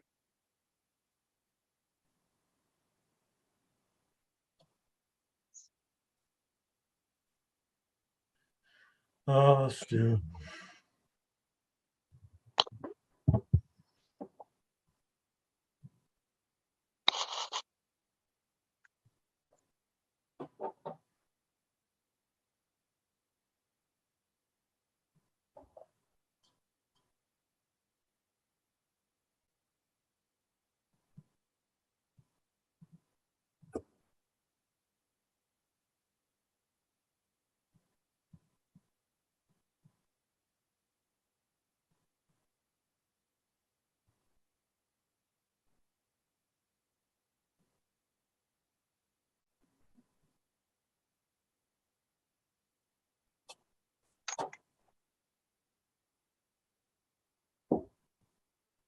Should we continue, or is Bruce and Arthur there?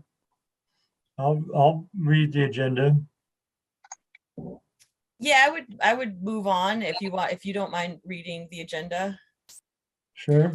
David, we just had a little technical difficulties. Commissioner Lazaris got booted off. He's coming back in, so we're gonna move on though, so just hold tight. I'll just start from the beginning. An addendum, a request for a referral certificate of compliance as made by Attorney David Ankeles for DEP file number 55734. The project was treatment of selected areas of chromium impacted groundwater via chemical fixation and the installation of 6 monitoring wells, each approximately 25 feet deep. The address is 60 Pulaski Street, map 53, lot 85. Is the applicant here?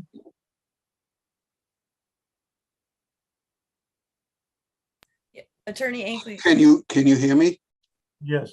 Yes.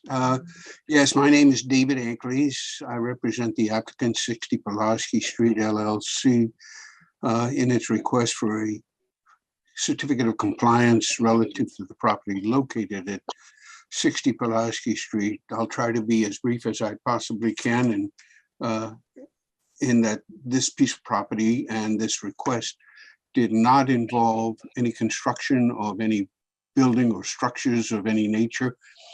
For the past about 10 to 12 years, the property has been the subject of a cleanup, and the hazardous waste that existed on the property and which was required to be removed by the EPA, and the state DEP has successfully been removed.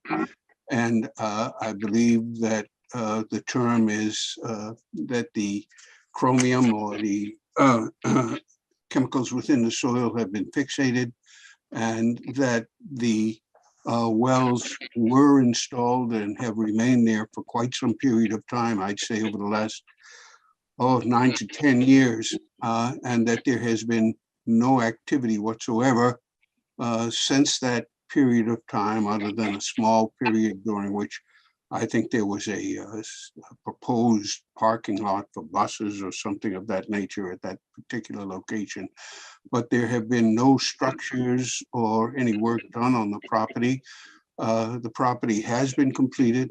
We have gone forward with what we call an activities use limitation agreement that has been filed with DEP.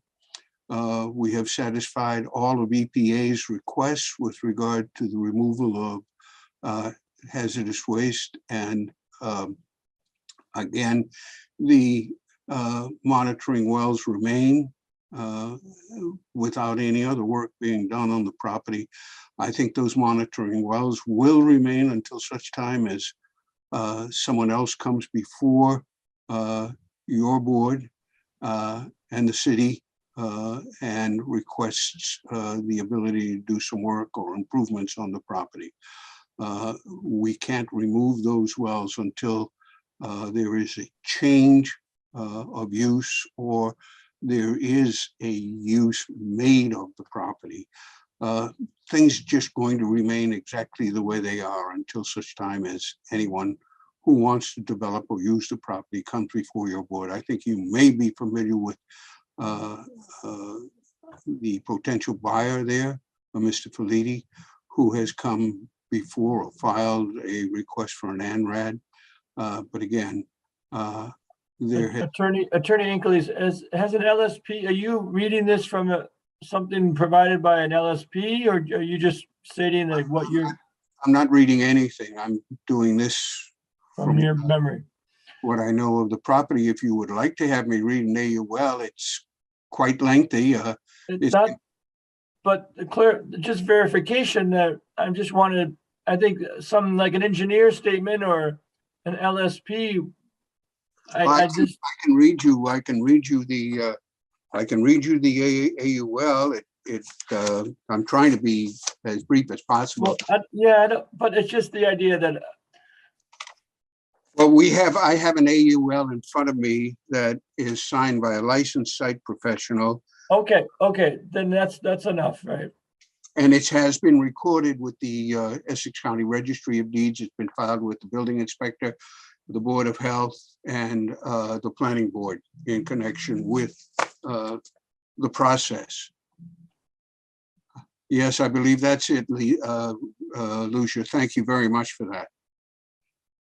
It runs 18 pages, as you can see. It's extremely thorough, and it will tell you what happened on the property. I think if you go through it and you look at the history, it'll give you a history from the early 1900s to date, and it'll tell you all of the work that was done subsequent to the fire that occurred on the property. And a lot of the pollution, if you would, problems that arose as a result of that fire, and thousands of gallons of water from the fire department, etc. But again, it's been cleaned up. It's been found fit for use for commercial, industrial purposes. And the AUL has been filed in accordance with the requirements of EPA, DEP, and we are in the process of paying whatever costs there are in connection with the EPA's cleanup that was begun before my time, I think, almost. And at any rate, all right. Yep, through the secretary, just to try to speed things along. David, from what I understand, I talked to the old LSP of record who told me that it went to someone else, and he told me verbally that the RTN is closed. Would that be a correct statement? Yes. In other words, all of the work has been done, and we have a release of whatever lien or improvement or whatever lien EPA has on it. We've come to an agreement with them, and we're ready to move forward. Yeah, so just to be clear, the original project was geofixation wells. I believe they were trying to get the hexavalent chromium out of the groundwater. So that was what was done for the last 12 years on the site. I was out there when they put the wells in. I've been on there when they had the buses. I know this site, and this is pretty much, if it's not clean, it's going to get clean before they have to build on it when they come back with the NOI. So we can discuss it under that as well. But from what I understand, after speaking briefly with the old LSP and then checking on the 21E portal, it looks like it's closed out. And again, if it's not, yeah, because they have an AUL on it, so activity use limitations. So that's all they can do, whatever that says. I think there's only one little portion that they can use, or there's one portion that I forget. I know there's one portion that's like blocked off that's either usable or not usable. I can't remember that, but this was just monitoring wells. So that's it. like, I would suggest a full certificate with no conditions, just closing it out, because if they're not doing any work, I'll make a motion for full certificate of compliance for the property at 60 Pulaski Street. Seconded. all right, I'm gonna do a roll call. In the interim, Stu did just text me and he's having issues, so he's gonna try to log back on. So that is a motion for a full certificate made by Mr. Vivaldi, seconded by Ms. Green.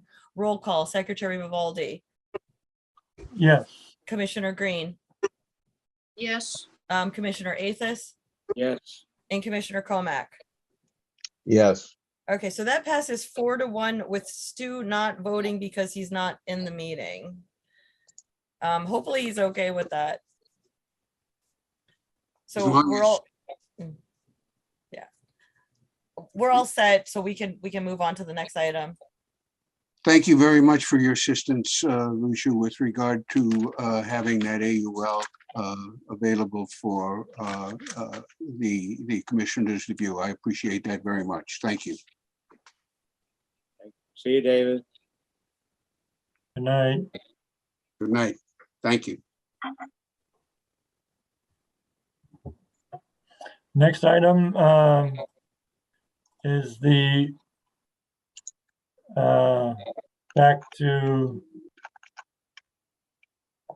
excuse me, notice of intent now, number 5, 40 Oak, and they requested a continuance, but it's a continued public hearing on a notice of intent submitted by Hancock Associates for Michael Larkin at 40 Oak Street. 40 Oak Street Development LLC. The proposed work is site improvements and redevelopment, which includes a 40B housing project. The property is known as 40 Oak Street, map 95, lot 89X. And I understand they requested a continuance. Yes, I'm pretty sure Stu wants to talk about this one. I did just promote Devin from the consultant. I just promoted her, as well as I know that there's an attorney in the audience, the butter. I promoted him. Obviously, he doesn't need to speak yet because we haven't opened it to the public. Do you want to go to a different number 6 then if Stu wants to talk about this and he's not Well, here? I'm sure Stu wants to, I know he wants to talk about Pulaski as well. I'm not really sure what, I mean, I'm sure Stu wants to talk about everything that's on the agenda. If we can't just, Hi, commission members. Devin Morris here, project wetland scientist for Hancock Associates. I missed the beginning as I was joining. We did submit a formal continuance. So in regards to this property, we don't have our staff in attendance on Mr. Larkin's behalf or the applicant. So if we could move forward with the next project, that would be great. that's fine for us. Well, I'm Thank not sure you, if that's Secretary. fine with Chairman Lazares. I think he wanted to speak on this. But Lucia, he's not here and it's being continued to the next meeting. Okay, just, you guys don't necessarily have to keep continuing items if everyone here wants to continue it and they don't want to discuss it, that's fine. But I was under the assumption Vice Chairman Rizzo and Chairman Lazares wanted to discuss this. I know Vice Chairman isn't here, but if you guys go ahead and make the motion then. I'd like to make a motion to the September 15th as those other commissioner members are not present, and we can talk about it more on the September 15th. And they requested a continuance as well. I second that.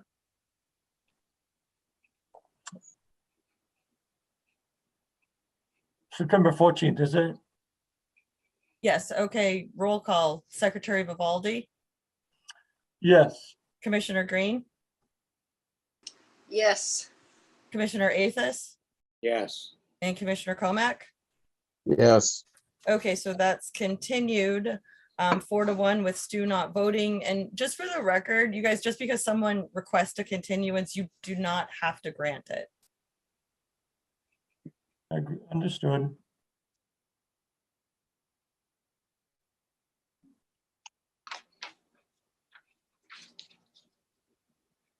Thank you. We appreciate it.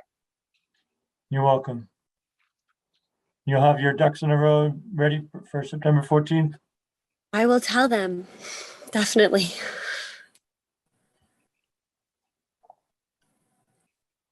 Thank you. I'll stay on because I'm next again. Oh, okay. Okay. So the next item on the agenda is for 67 Pulaski Street, the continued public hearing on a notice of intent submitted by Hancock Associates. The property owner is John Babbitts. I'm sorry. I don't know how to pronounce it. Babiarts. And the applicant is a Pioneer Charter School of Science 2. The proposed work is a redevelopment of the site into an elementary and middle school. The property is known as 67 Pulaski Street and 0 Margin Street, map 42, lots 1 and 2. And would you like to elaborate, Devin? Thank you. For the record, Devin Morse here, representing the Pioneer Charter School. If I could ask Lucia, can we make Deb Colbert also a panelist? Oh, great. Thank you so much. Ahead of the game. So if I may share my screen, we conducted a site visit with the commission simultaneously as the Danvers Conservation Commission, because this is a dual town city project. So I thought the site visit went very well. I kind of just want to go over a brief synopsis as to what's being done here, and then more so open it up to the Conservation Commission with additional questions that I'm sure you might have. Right in front of you, hopefully everyone can see the plan. Yes. This is, thank you. This is the existing conditions plan. So currently we have, like I said, a dual city and town with Danvers and Peabody project. Under review of this commission, we have work associated within the 100-foot buffer zone to bordering vegetated wetlands across Pulaski Street. And we also have, which is highlighted here by this green, dark green shading. And then we also have work associated with the 100-foot inland bank buffer zone that is in existing today on the Danvers town side of the lots in topic and under this proposed work. So existing today, we have a wood shed within the 100-foot buffer zone to inland bank. And we have some pretty degraded area. Obviously, the entire site, when we were out there, is pretty, heavily degraded in regards to it's been developed. There's gravel, there's impervious, there's storage for yard and debris and that sort of thing. And then up in the street side of Pulaski, we do have gravel and impervious as well.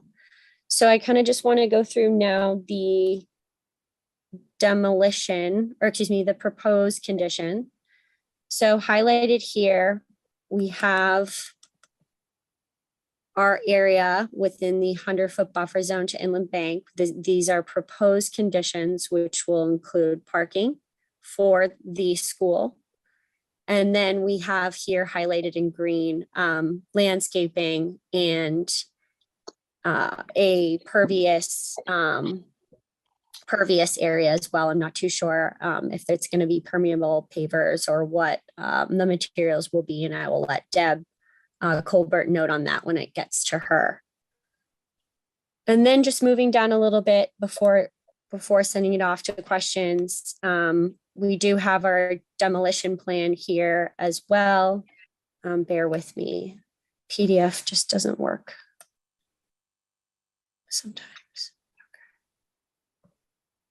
Okay.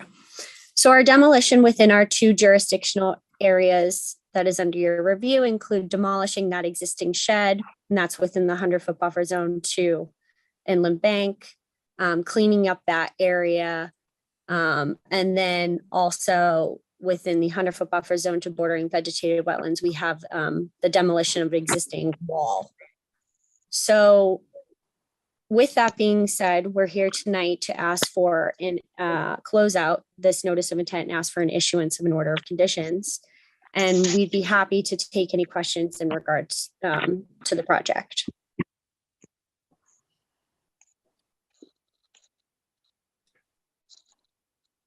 Amanda, Arthur and I were at that meeting on the last site visit, but for Bruce, you weren't there. As I don't know if you have any questions, Bruce, feel free. Otherwise, we can.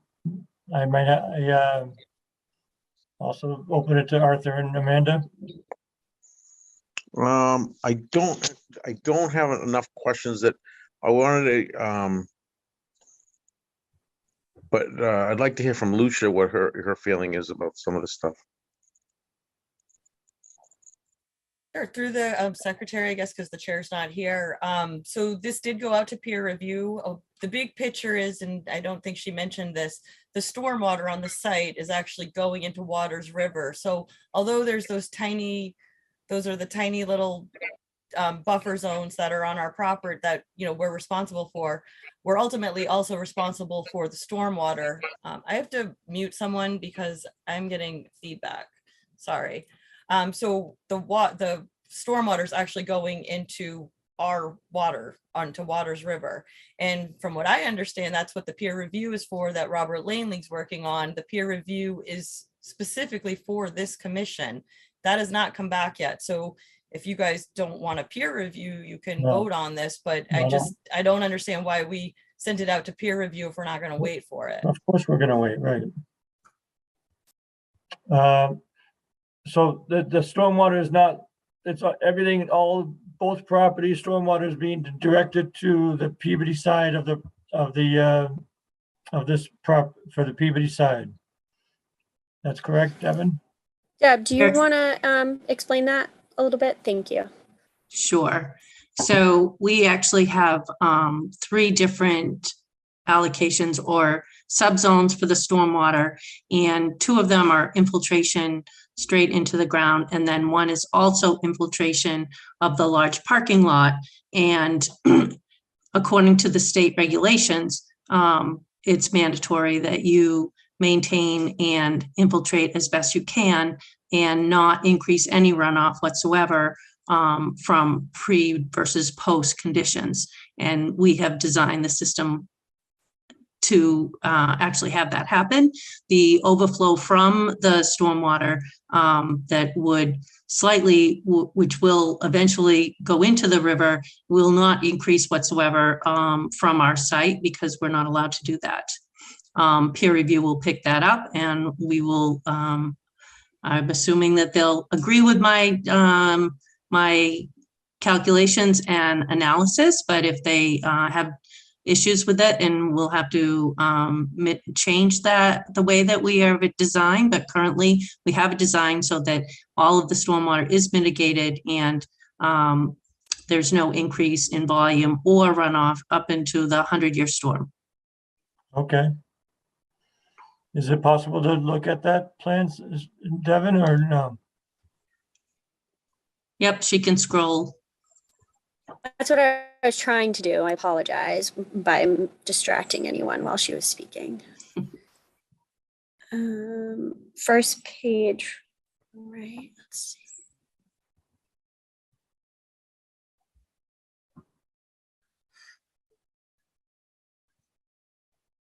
I mean, through the secretary, just, I mean, if you guys are gonna vote on this tonight, I think we should go through it. But if you're gonna wait for the peer review, we might as well, just because it's already 9 o'clock and we're not even, we still have some big stuff on here.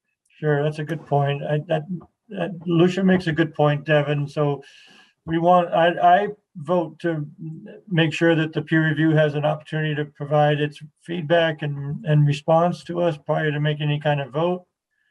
So I would think that the other commissioners would agree as well. If they do, if they don't, then, but I'd like to make sure that the analysis is available before we make a decision. So I'd like to make a motion to continue the meeting till September 14th, if if that's what, if the feedback would be, you think it would be ready by then as well? Yes, I hope so. Oh my goodness. Lucia? I don't know what the peer reviews, I mean, if Okay. the peer review comes back and says they're not meeting stormwater standards, or you need to tweak this or that, Yeah. they're gonna have to go back a little bit. And I mean, we have a month and a half. Yeah, so make a motion to continue until September 14th at 7 PM. Second that. All right, I'm gonna go ahead and do a roll call. Motion to continue made by Secretary Vivaldi, seconded by Arthur until the September hearing. Roll call. Secretary Vivaldi, Yes. Commissioner Green, Yes. Commissioner Athos, Yes. and Commissioner Comack. Yes. All right, that passes 4-0. I'm not even gonna say Stu because he's not in the meeting anymore. I'm not sure what happened. Thank We you would just all. like to and- thank you. Yes, thank you. you to the commission members for And it listening was- to us. It was very informative to be at to see the property as well, to have a much better feel for the property. Thank you, Secretary Vivaldi. I appreciate it on behalf of our client. So you guys have a good evening and too. thank you.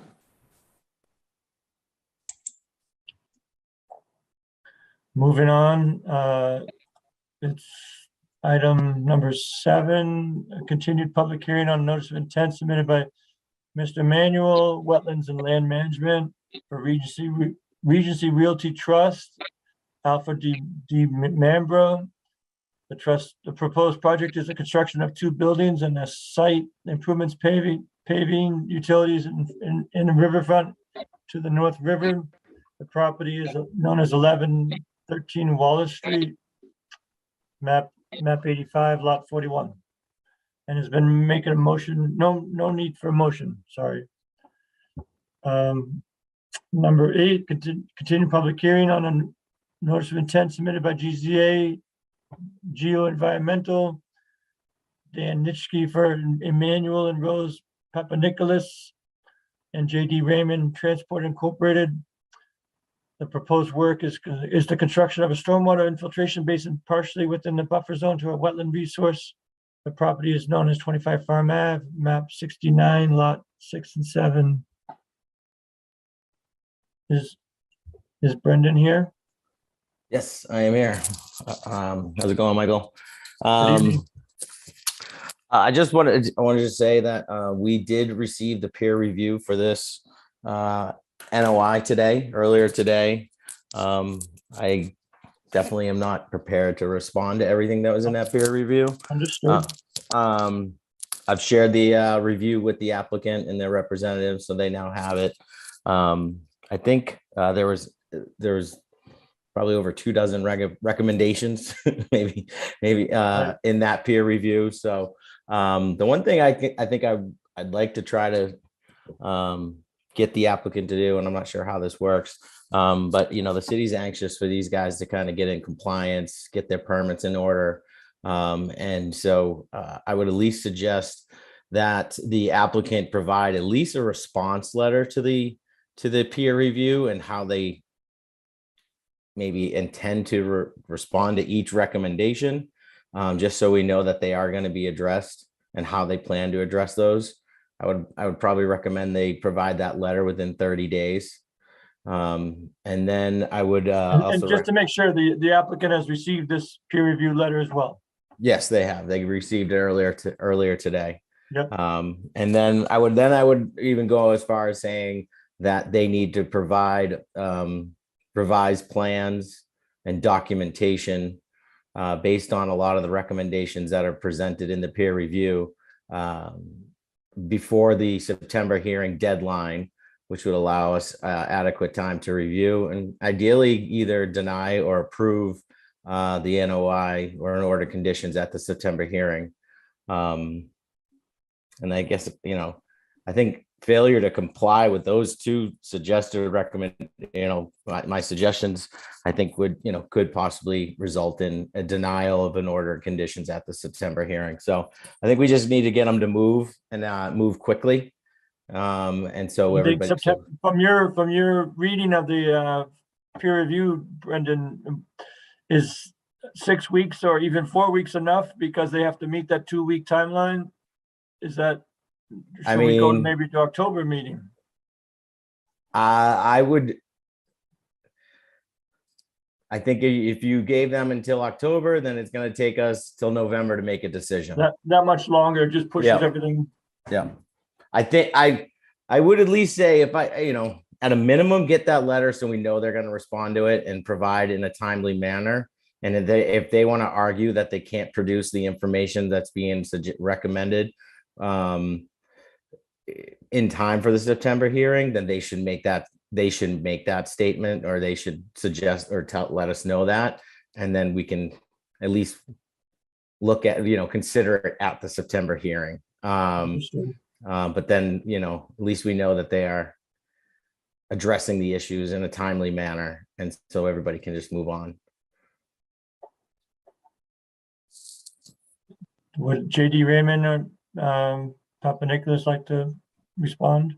Hi, yes, good evening. Thank you. Kim Croa on behalf of JD Raymond. Dan Nietzsche is here also from GZA.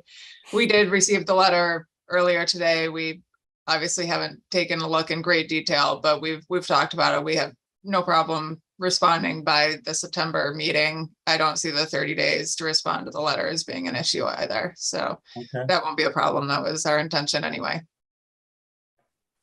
Okay. I don't really have much. I can't really share a lot with the peer review, but there's a lot to unpack in there. Right. I guess at this point, then we just make a motion. If the applicant would make a motion, I'd make a motion to continue to September 14th. And if there's any other public, there's no need for public comment, right? Because there's nothing to discuss. I second the motion to continue.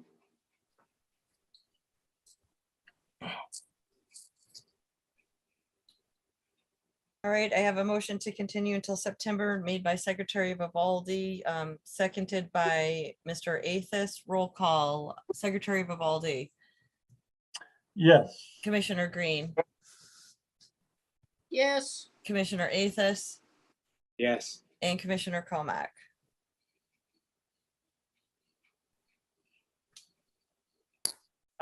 We don't have a quorum anymore, looks like.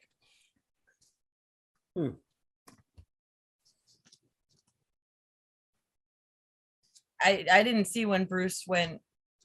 Did Just in anyone the else see? Last few minutes, it must have been. Yeah, and Stu's in the audience under a telephone, so I'm not sure what's going on.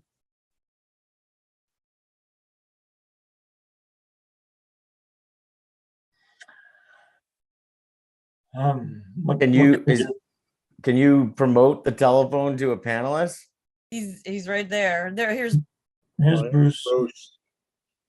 Bruce is back. Sorry. All right. I'm sorry. I hit the wrong button. Anyway, what did I miss? We had a discussion of making a motion to continue because the peer review was just submitted in the last 24 hours. And the neither side have really had a chance to review and look at it. So there's a motion to continue the meeting, continue the public hearing until September 14th. And Brendan has made some recommendations that the city wants to really see this property cleaned up as soon as possible and have the applicant adhere to these recommendations as much as possible, as soon as possible. Did I kind of summarize that, Brendan, more or less? Yeah. And then they went through a roll call for the motion. I think if you say the motion was to continue, everybody said yes. I think if you say yes, then we can move on. I say yes. Okay. I think Lucia. That passes 4-0 with although Stu is in the audience, he is not participating as the chairman, so it passes unanimously 4-0. We'll see JD Raymond in 6 weeks, and you're gonna be able to have time to submit the information prior to the 2-week note, submittal time. Yes, yes, thank you. And moving on to the next application is the request for determination of applicability, RDAs. Number 9, a public hearing on an RDA submitted by Baker, Braverman, and Babadoro, PC, for JD Raymond. The property owner is the residences at Farm Ave LLC. Proposed work is a 6-story 40B apartment building with 116 units, residential units, and parking on the ground floor. The property is 27R Farm Avenue, map 69, lots 5A and 12. Is the applicant here? Yep. Yes, that's me again, Kim Crowe on behalf of JD Raymond. Thank you. Would you prefer me to start, or Brenda, do you want to give any recap? I'd like to give the opportunity to Brendan to explain the situation as much as open.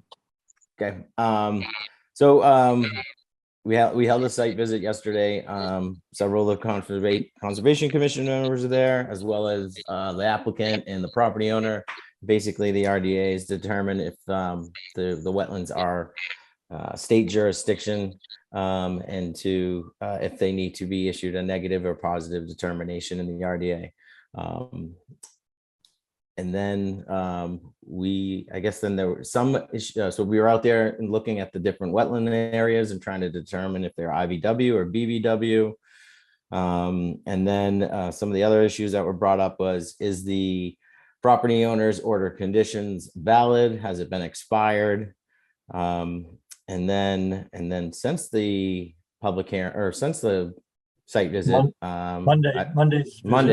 on Monday, I've received 3 different submissions from the applicant, the property owner, and 1 from the applicant and 2 from the property owner's representatives. 2 of them are fairly straight, or at least I was able to get through and kind of at least again, make an opinion or my own opinion. The engineers from Hayes Engineering's letter was a little bit more in depth and definitely would require more time to review, to kind of respond, like to provide a formal response, at least for me, with regards to that letter. I can, both argue the status of the order of conditions. The applicant is saying that it is expired. The property owner says it's valid. It's definitely gray. and in my opinion, I would argue, I would think it is expired. I understand where the attorney's letter is coming from, and what he had stated in his letter. But again, I'm not going to walk everybody through these letters right now. I think you guys really need to read them on your own, to make your own opinion. But then with the other, so there was the 2 big items was the status, the order of conditions, as well as wetlands. They both letters say that, there are wetland plants there aren't wetland plants there are indicators, there aren't indicators. I can at least say with the property owner's letter, they do have engineering and wetland scientists to kind of support their letter, saying that it is not BVW. The applicant's letter is written from the attorney, and it doesn't have any supporting information from a wetland scientist. So I'd like to hear the GZA's opinion, or wetland scientist's opinion in that letter. That would make me feel more comfortable with that letter, or a response. My own personal observation, I thought there were wetland indicator plants in the area that the property owner calls IVW. The property owner says they weren't. I disagree with that. So I think you guys need to read a lot of that information to kind of come up with your own opinion. I definitely have no problem writing a memo and providing my, recommendations or suggestions or trying to summarize what the information is saying and give you my own opinion. But I think it would be really difficult for me to do just kind of walking through them right this second. But I mean, right now, I would, in my opinion, I think I do think it is bordering vegetated wetland. If may I? And I'm also not a wetland scientist.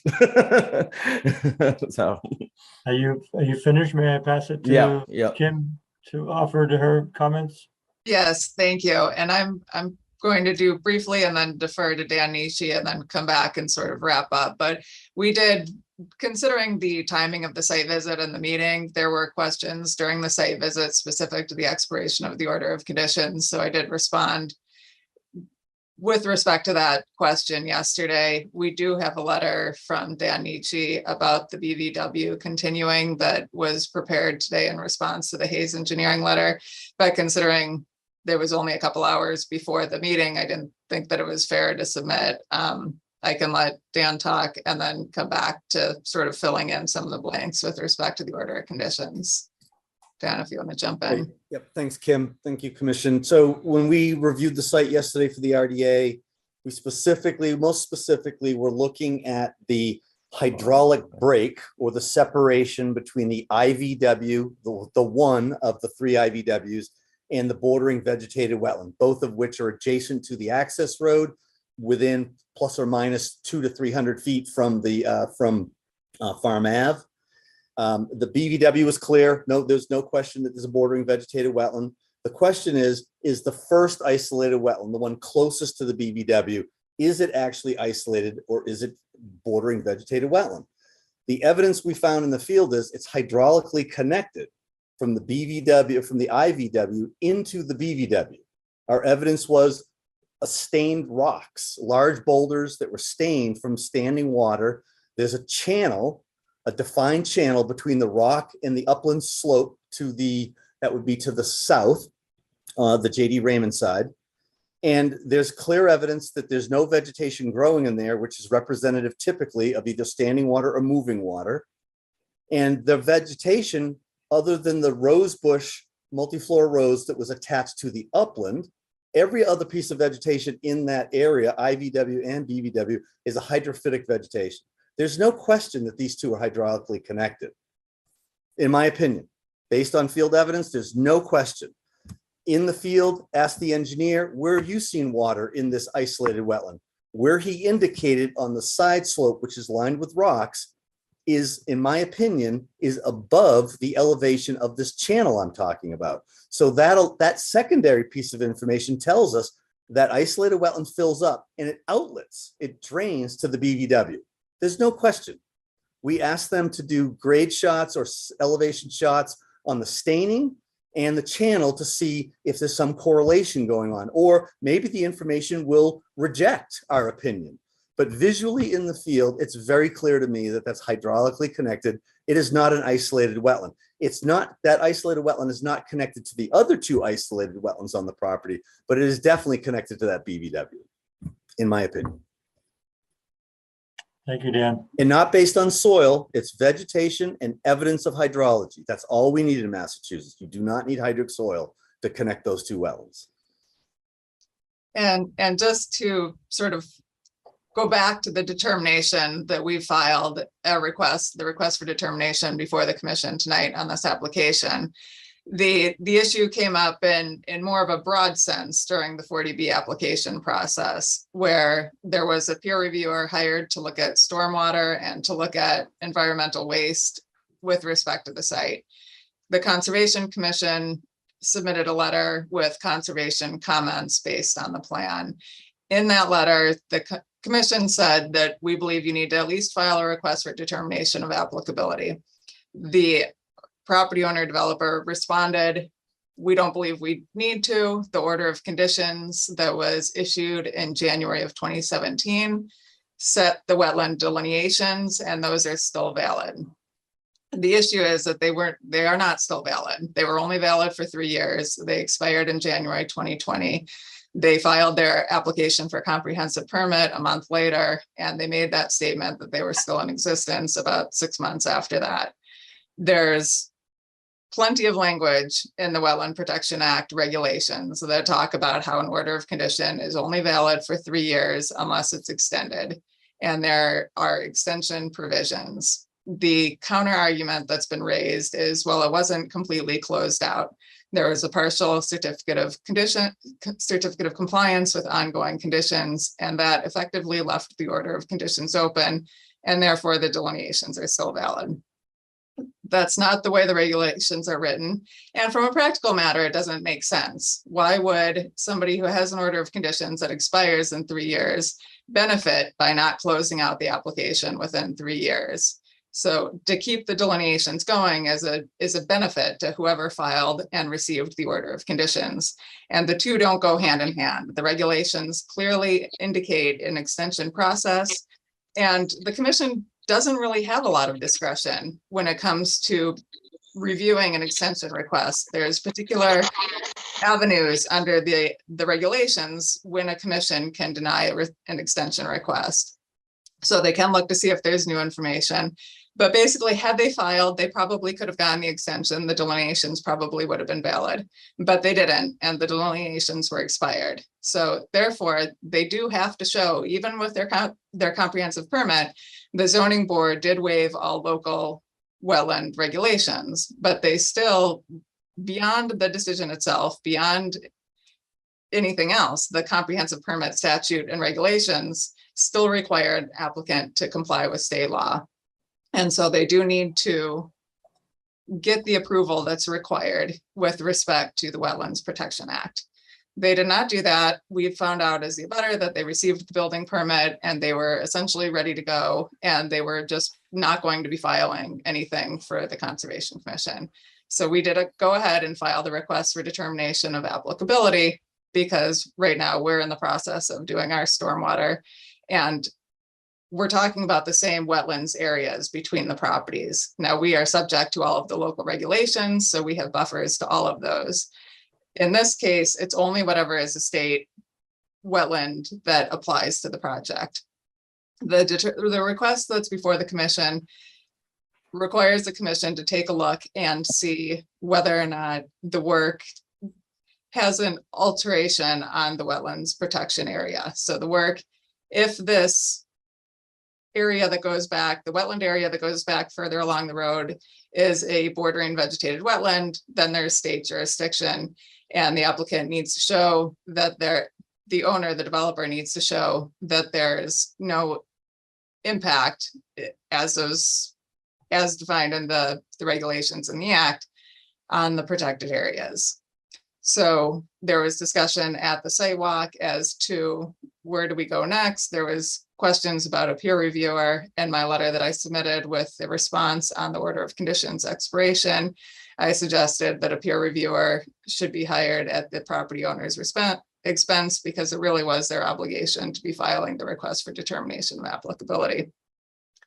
The owner's attorney responded that we're the ones who filed the application, and so we as the abutter should be the ones paying for the peer reviewer. So my request tonight is that Concom, as the applicant, we also have the authority to grant a continuance or allow the commission to continue. So I would ask that the commission continues to September and either take some time and take a look at it. If the commission feels that a peer review is appropriate, to order the owner to pay for that. If the commission doesn't want to order the owner to pay for it because we're the applicant, I would ask that you just simply continue, because the same issue is up before the Zoning Board of Appeals on Monday with respect to the building permit.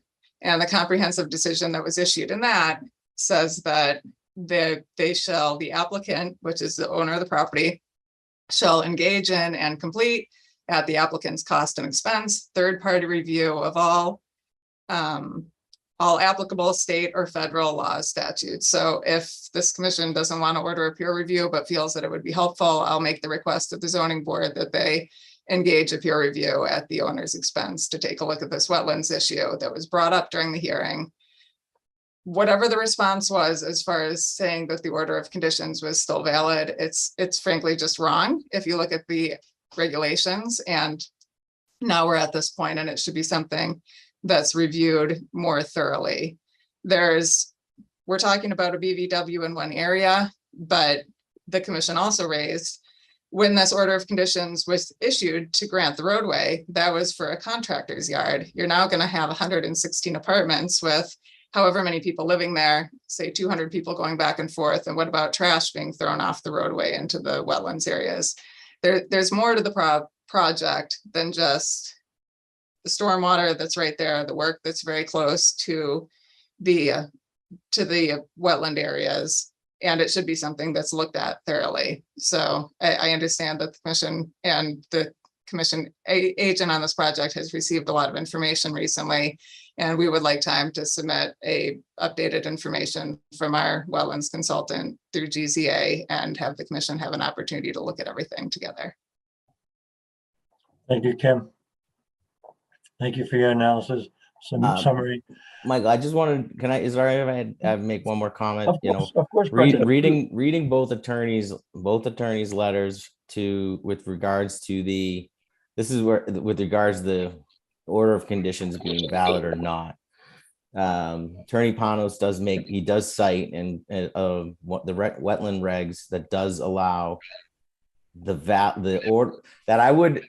This is where it's gray. I would say he's right to a certain extent that the delineation is of the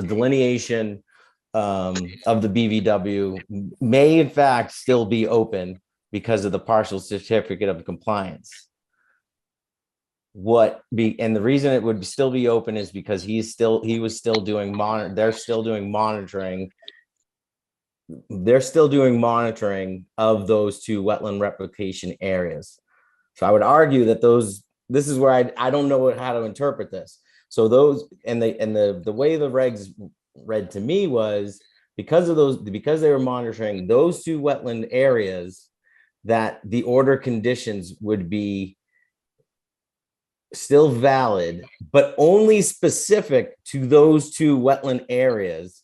And therefore the IVW and the delineation of the IVW in the order of conditions has expired.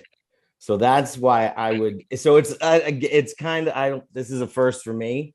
That was the way I read it. So I was like, well, I think he's correct on saying the wetland replication is still valid for the BVW, but it's expired for the IVW, which then allows us to review it. That's my opinion. Again, I haven't done wetlands regulations in a long time. I would definitely ask for probably an opinion of that, but that was the way I interpreted the regs and of what they said for an order conditions being open or valid still. Does that make any sense? It's complicated, and I need time. I think all of us need time to review and peruse and read all this information. I'd just like to make them open up for public comment. If there's any other comments from the board or the commission. I see the Hayes has raised their hands. Yes, thank you. I guess I can make it very simple for the commission, if you don't mind. I know this has been a long night for you, but with one shared screen, I think I can really make this clear. We would be willing to. Hold on, Tony. Attorney Panos just wants to open, if you don't mind.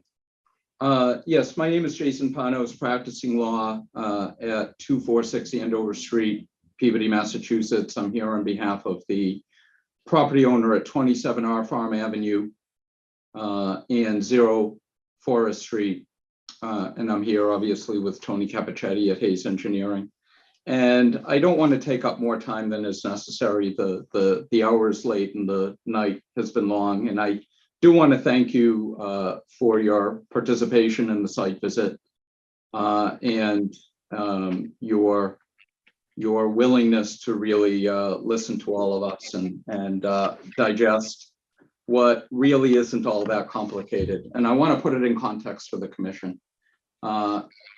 Suffice it to say, this property, these two properties, both the site where J.D. Raymond is conducting their activities and where we are conducting ours, are all too familiar with this commission. There's a long history here. And putting that into context, what the RDA and what the applicant is asking this commission to do is reverse and reject a delineation it approved in its issuance of an order of conditions issued in January of 2017, and as was mentioned, was brought forward to the extent of ongoing conditions, and I'll get into that in a second, in its issuance of a certificate of compliance issued in August of 2019. This delineation was not only found to be correct by the commission, it was validated by the DEP, the U.S. Army Corps of Engineers, and the Executive Office of Environmental Affairs. All four, including this commission, validated the IVW and the BVW where it exists, we argue, today. But that delineation showing the isolated and bordering is in effect today. Why? As I said, we argue that it was brought forward through the ongoing conditions in the certificate of compliance issued in August 2019, and I provided you with that. And those ongoing conditions talk about replication area monitoring and implementation in perpetuity of an O&M plan. Any extension order, and this is very important, would have simply accomplished what that certificate of compliance already accomplished, which is to require the replication area monitoring to a date certain and to implement the O&M plan. All of the other stuff would have been found, and was found in fact, to be in compliance and complete. And therefore, any extension order would have been redundant and unnecessary. We accomplished with the commission and your cooperation and indulgence through the certificate of compliance what the extension order that this applicant suggests we need already accomplished. So now we're here to discuss whether or not the isolated vegetated wetland exists. Again, asking you to reverse what you already found to be the case without a change in condition, by the way. This is also critical. There is no difference between what was happening back in 2017 and again in 2019 and what is happening now, but for, and this is in our mutual correspondence to the commission, but for a mismanaged, broken, and uncleared culvert on the J.D. Raymond site that caused backup, and this is critical. And you'll hear more about this from Tony, that caused backup from the bordering vegetated wetland waters into the isolated, not isolated to bordering. Very important when you're talking about the three criteria to determine whether a wetland exists. And I'm not going to talk about these technical issues much further because I'm not qualified to do it. We have an engineer as acting agent Callahan, pardon me, indicated, who has the full faith and trust of this board, this commission, and has in the past worked with you on these very issues. And so it's more appropriate that he speak to them. So I'll close with this.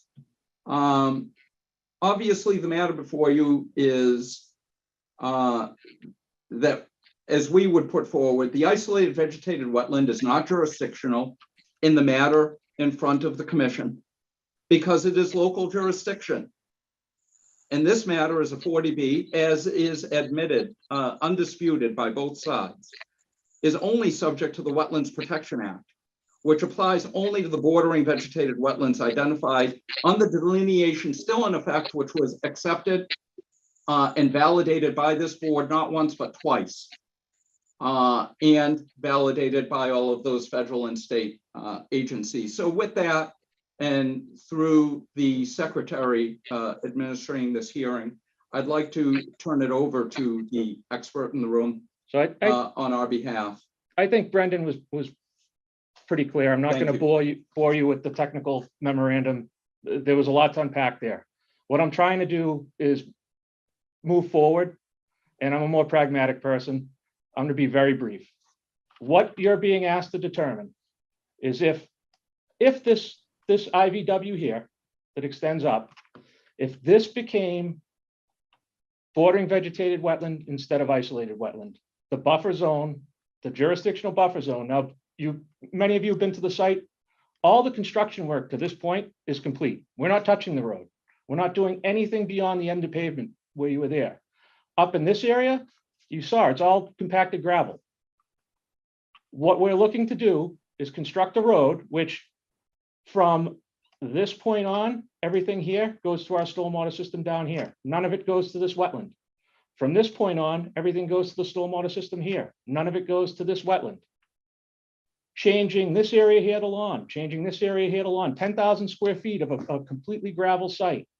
This area to lawn, pavement, a little more riprap on the slope, and a portion of the roof. Not a lot of work compared to what you saw out there. Complete bare gravel, compacted, almost as hard as pavement. That's essentially what you're being asked is, does this have an impact? Will it alter the wetland? We've provided you in that letter, the Horsley-Witten review that was done that says that we comply with all the stormwater management requirements for the state of Massachusetts. We're not discharging to that wetland. You have in your ability tonight to issue a -3 determination with the conditions that we adhere to the Zoning Board of Appeals comprehensive permit, which requires erosion control monitoring, and adherence to this plan, which was vetted by Horsley-Witten, who is also the commission's peer review consultant and is reviewing for 25 Farm Avenue. And that splits the baby in half. We're willing to say, okay, if you call it a BVW, give us a -3 determination with conditions that we adhere to what's already been approved, and we can move forward tonight. We don't have to get into the technical aspects. We can just look at the work on its face value. We're taking gravel away, adding small areas of pavement and more grass. And I'll leave you with that to consider, because this is just delaying a project that based off red herrings. That's all it is. Thank you. Thank you, Tony. I'd like to open it up to the public if there's any, is there anyone in attendance for, and first, I guess, Lucia, you might have a comment? Yes, I just want you guys to know I have never heard of a partial certificate of compliance extending an order of conditions. That's absolutely absurd. The only thing that can extend an order of conditions is an extension, and you have to extend it 30 days before the order of conditions expires. They did not do that. I have never heard anyone try to argue this argument. What he didn't mention is that on the partial certificate, they were supposed to return, I believe it was in the fall of 2020, for a full certificate, and that was 2 years ago, and they never did return. So technically they are out of compliance right now. So the work could actually, the maintenance could be done under an enforcement order. I believe they requested a certificate of compliance, so we don't need to go that route. But I want to go on record that I have never heard of anyone ever trying to argue that a partial certificate, there is absolutely no gray area. I'm just astonished. 100%. There's no way it extends. I have it in writing from Mass DEP. I got it in writing in May when this came up. 100%. It does not extend. It does not extend the resource area delineation. That's all I wanted to say. Through you, Mr. Secretary, I would query, the reason we haven't been back is because we've had to replace wetland plants because of the flooding, because of the broken culvert, because of the stormwater discharges. If it didn't extend the order of conditions as it relates to those specific activities, we would not be able to go into those replication areas, remove and replace plants without coming back and filing either a request for determination or for another order of conditions. So what we're saying is it extends it to those specific requirements that are ongoing conditions.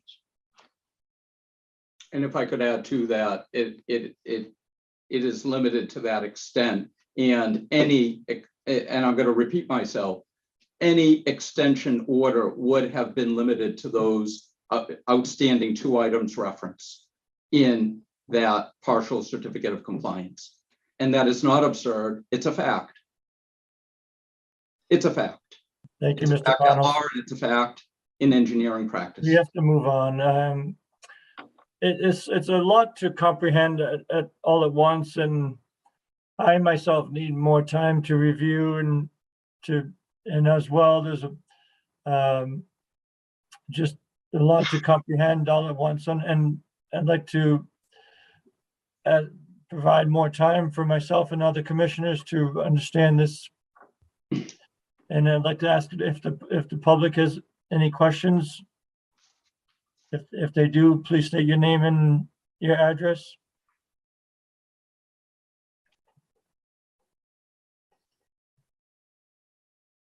It appears there's no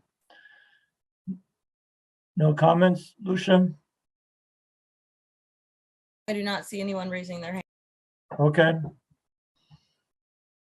Amanda, Bruce, or Arthur, any comments? Just a point of order. So are we going to be looking for a continuance?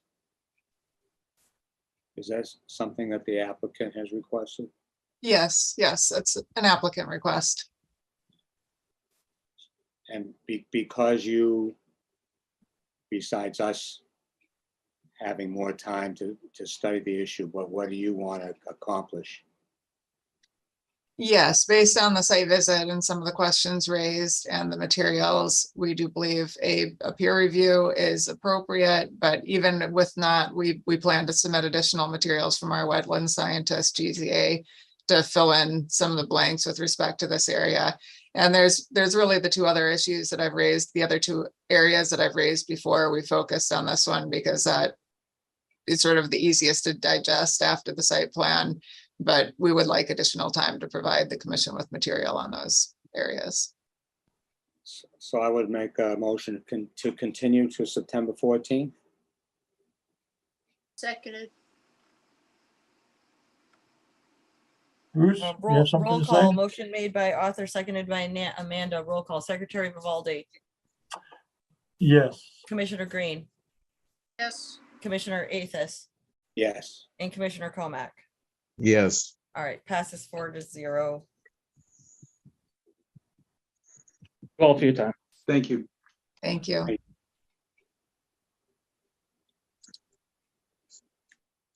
Thanks, everybody. I think I'm out. Good luck with the rest of the evening. Thank you, Brendan. Yep.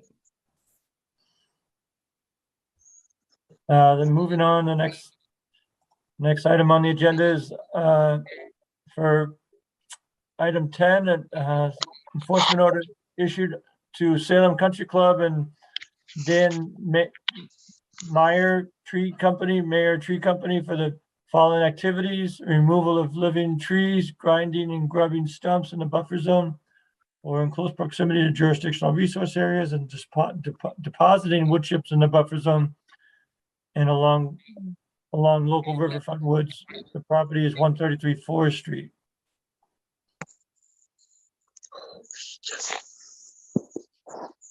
Is the applicant here? Through the chair, I've received a flurry of emails, I'm a little confused, and maybe Lucia, you can kind of, the recent email activity we've had about, I don't know if we're representatives from DeRosa or not, and are we supposed to plan a site visit as the next step? Yep, I chatted with DeRosa Environmental today, and I also chatted with Peter Fischel. I don't think, is he, oh, there he is. I'm going to promote him to panelist. Is there anyone else in the audience I should be promoting? There might be Steve Riverty on. Yep. Anyone else? Tom Miles, please, Lucia.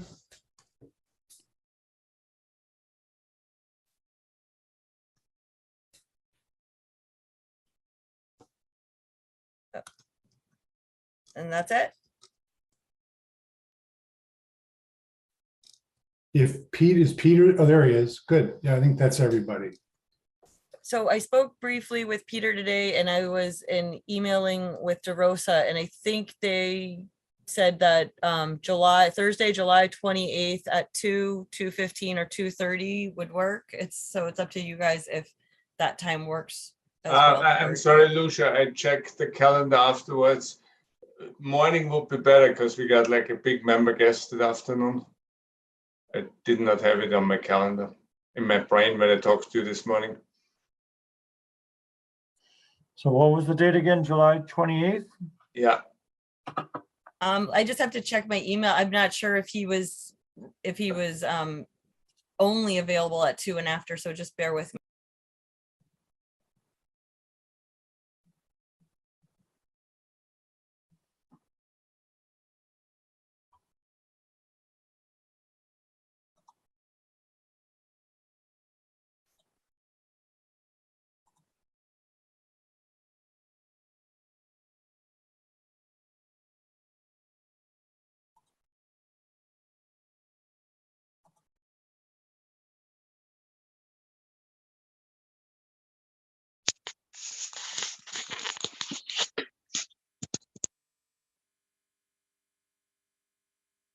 It appears as though he's okay anytime on the Thursday, the 28th.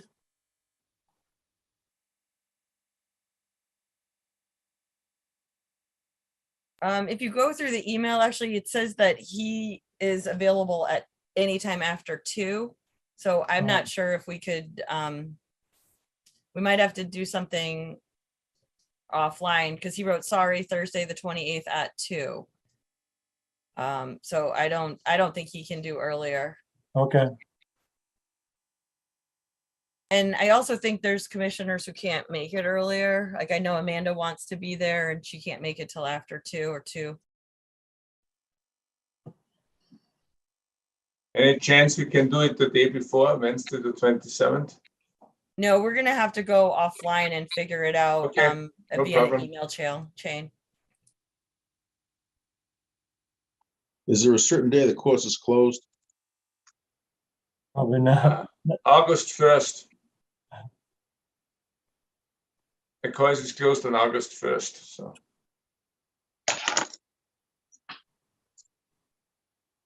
What day is August 1st? A Sunday or Monday. something? It's a Monday. It's a It is Monday. Okay. I mean, I can send them an email tomorrow and figure that out, but I don't think it's something if the DeRosa and their arborist can't be on the site, there's no reason to have the site visit. So I agree.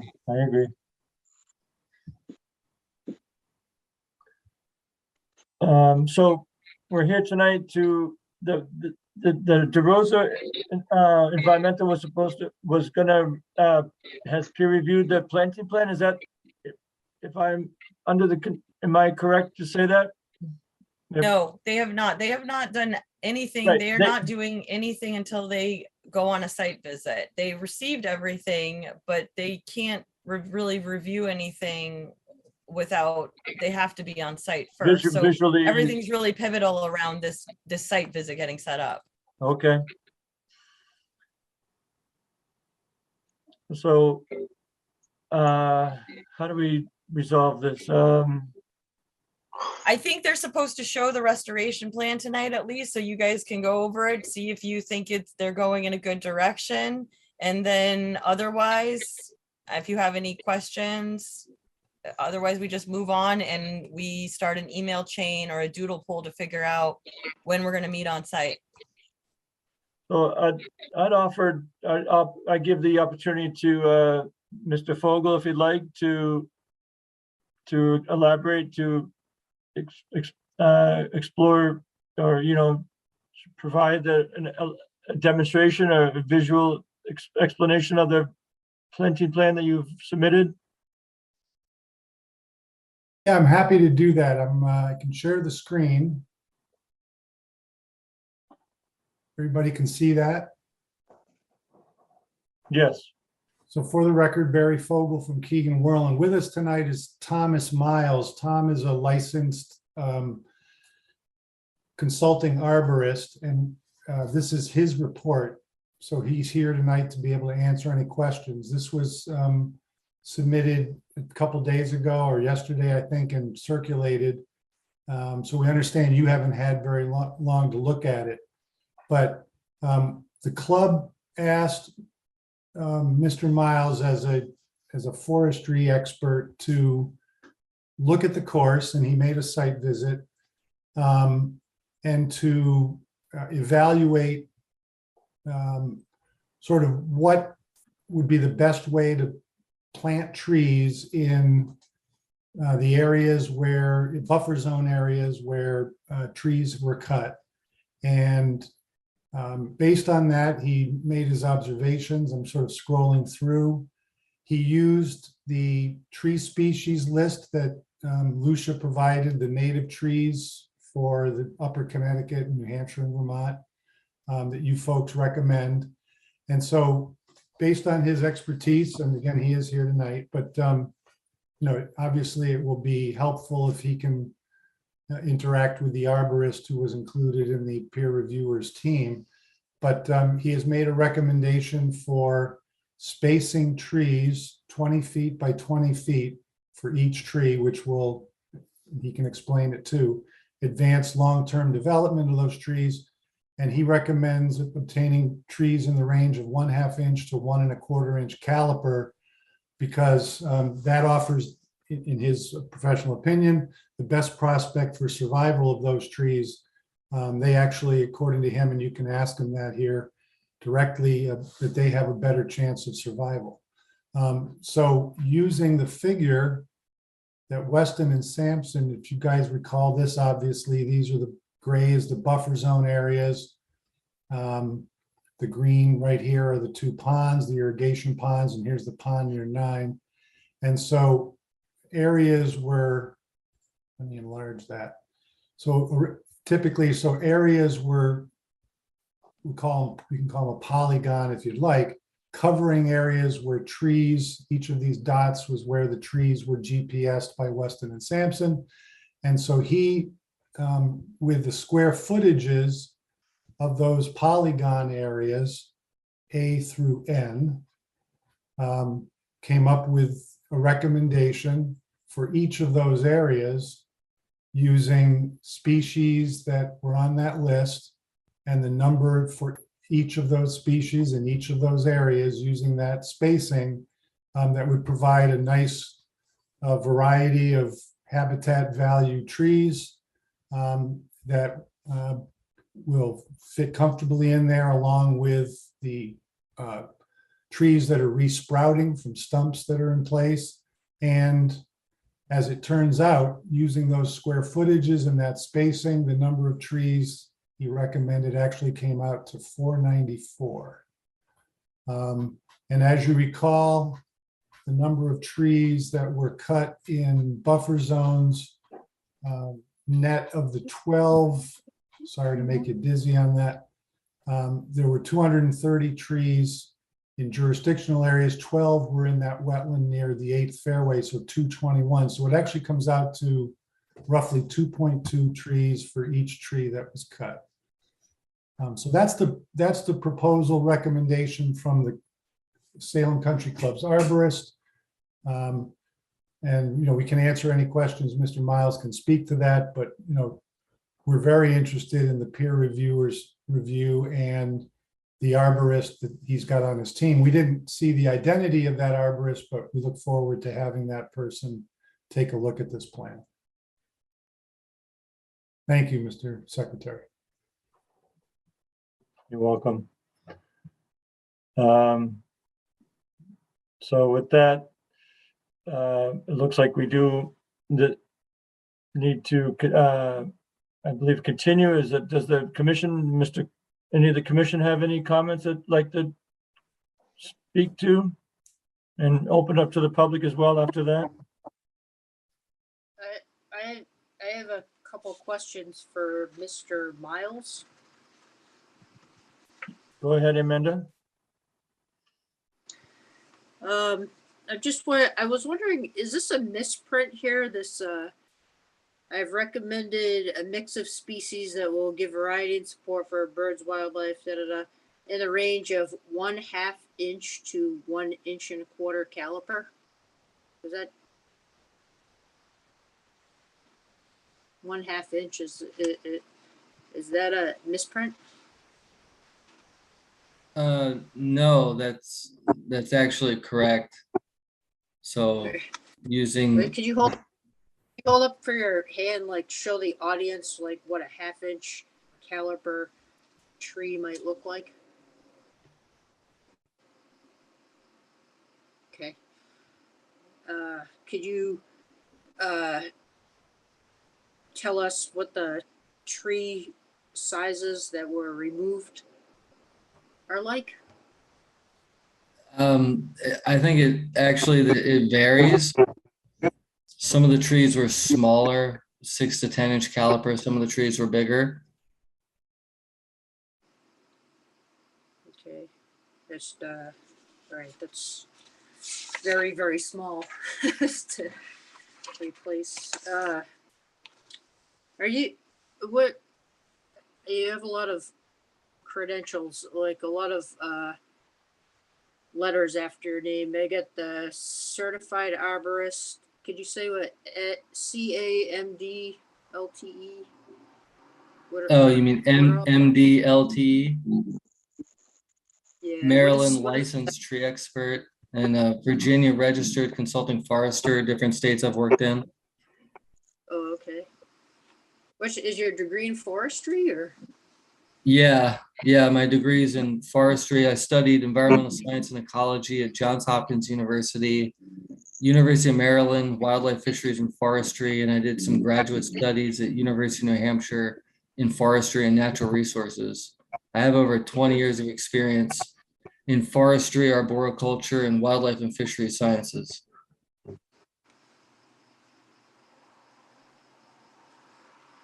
And Salem Country Clubs has paid you to develop this restoration plan, correct? Yeah, they're interested in doing a replanting plan for the areas, the polygons on the plan for where trees were removed. So if you had a 1/2 inch diameter Tilia americana, how many years would that take to get to its full size? Tilia americana, the American basswood, is a understory species.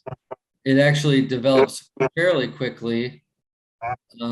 It's a really great wildlife tree. It also creates habitat for a number of species. How long would it take to get to its full size if you planted a 1/2 inch diameter Tilia americana? Maybe 20 years or so. There's a lot of variables there in like tree growth.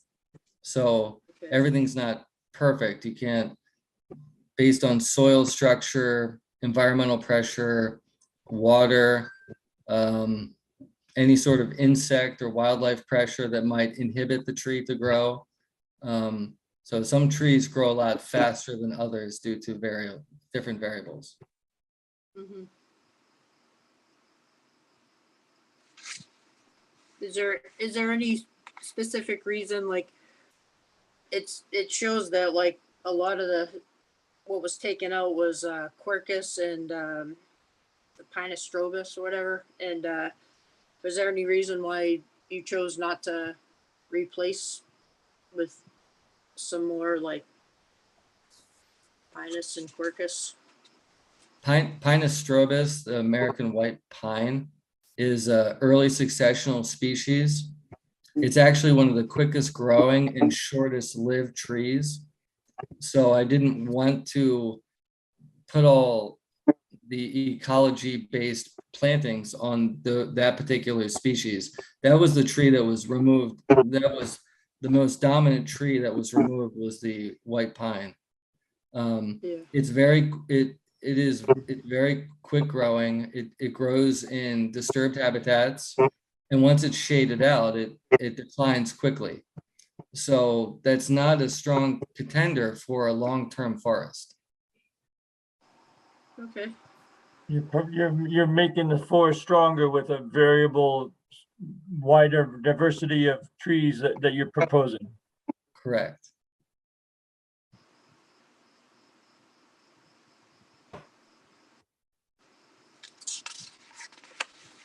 Okay, I'm good. So without having, oh, go ahead, Arthur. Quickly, so Mr. Miles, why, I assume there are trees that are like have 2-inch widths and 3-inch widths that can be replanted. Why haven't those been considered? The problem with larger trees is survivability, and to put larger trees in, you need more space. You're not going to get as many trees into a certain area. So by utilizing smaller trees, in my experience of reforestation, utilizing smaller trees, you're going to get a lot more survival over the years, and you're going to have a much standard new forest stand by using smaller trees. Using bigger trees, there's a better chance that they're not going to survive, and then you won't achieve your goal in the long end. Without maybe water or something like that could prevent the larger calipers from getting enough hydration and would dry out quicker. Is that the idea, Mr. Miles? That's one aspect. Possibility. Yeah, I've had the best success rate with bare root trees, which are very small whip trees, for reforestating wetland habitats as well as upland forest habitats. So bigger, I guess in some ways, bigger is not always better, right? So utilizing smaller trees, they're still good sized trees, but that means they're going to adapt to their new habitat a lot quicker, and they're going to grow faster, as opposed to the larger trees may become stunted and or decline, and then they won't join the stand. Does that answer your question, Arthur? Well, I figure the smaller trees are eventually going to be the size of the bigger trees. It'll just be a number of years. So Yeah, in some terms. Why, you know, if you start with a bigger tree, a smaller tree is going to get that big. I don't know. I don't understand why you wouldn't want to start with a bigger tree. Through the chair, through the secretary. Yeah. Go ahead, Bruce. This conversation's a joke. Trust me. There's no reason to. You can't. He's taking down. I walked the site. There was 36-inch caliper trees. There were 48-inch caliper trees. There was multiple sizes. Now, what he says about survivability, he's talking about planting whips. Okay. You can buy whips. He can buy those whips for $10 a piece. It's ridiculous what they're trying to do. Okay. There's a lot of things that are going to happen. There's a lot. I'm the worst commissioner as far as what's going on here. I've said from the beginning, I didn't see a lot of things that went wrong, except that they went into the wetlands. And for him to say, for somebody to come in, and we're gonna have our own peer review person, for him to say he can plant a half inch, you're talking about whips. That's what they use to start nursery stock. Okay, for him to say that he's gonna plant half inch to 1.5 inch trees to replace full-grown trees is ridiculous. It's ridiculous. It's insulting. It's not going to be our problem for them to maintain the trees. If they have to water, if they have to buy a water cart and water the trees in the middle of the summer when it's dry, that's not our problem. Actually, whips are a lot smaller than 1/2 inch. Whatever. It's just it's insulting for you guys to. And again, I don't know. I get it. Whatever they hired you, you're going to tell them, and you know what? You're much more knowledgeable about forest reforestation than I am. But that's irrelevant at this point. Again, from my point of view, we're not going to. It's absolutely ludicrous that they're going to come in and buy $4,000 in trees and plant them. It's ridiculous. So I'm not going to, I won't go along with any of that. I'm more than happy to see them do a lot of things but they went, and I don't, and I'll say publicly, I didn't even have a problem with what they did.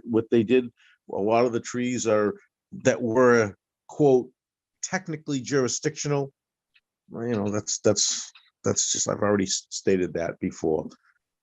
But when they went into the wetlands, not into the buffers, into the wetlands, and removed large trees and grubbed out all those areas, now they're going to come back and say, yeah, we're going to replant 1/2 inch trees. It's ridiculous.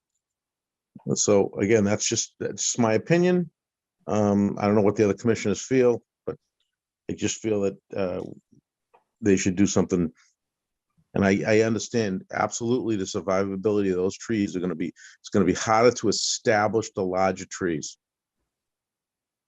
But once they're established, they'll take off just like the other ones would. Thank you, Bruce. Mr. Fogel, and then we have to open it to the public. Sure. I just want the record to be clear. And I don't want to. The only instance where there were any trees cut in a resource area were the 12 trees next to the 8th fairway. Everything else, and the shrub and the vegetation on the part of the bank near the irrigation pond near the second tee. Other than that, everything else was buffer zone. So since this is a recorded meeting, I wanted the record to be clear. I think Mr. Comack may have misspoken when he said that trees were cut in several resource areas. Thank you. Thank you. Lucia, can you see if at this time I'd like to open up to the public. If the public has any comments, please state your name and your address for the record.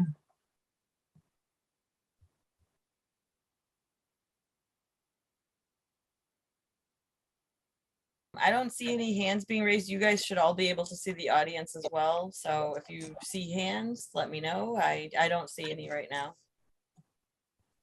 There is 17 people in attendance, but it doesn't look like anyone wants to speak. Okay. So we need to agree to a time in which DeRosa Environmental can be on site with at Salem Country Club for a site walk. Is it correct that we're going to try to coordinate this through offline on email correspondence but at what point we have to agree to, let's say, a time in which this meeting will be continued to as well? So, I mean, it would help if you guys tell me like what time of the day, like, do we want to do, I know Amanda can't be there until 2. on most days. I mean, who wants to come on the site visit with the, 30. so, I'd probably like to attend. And I'm amenable.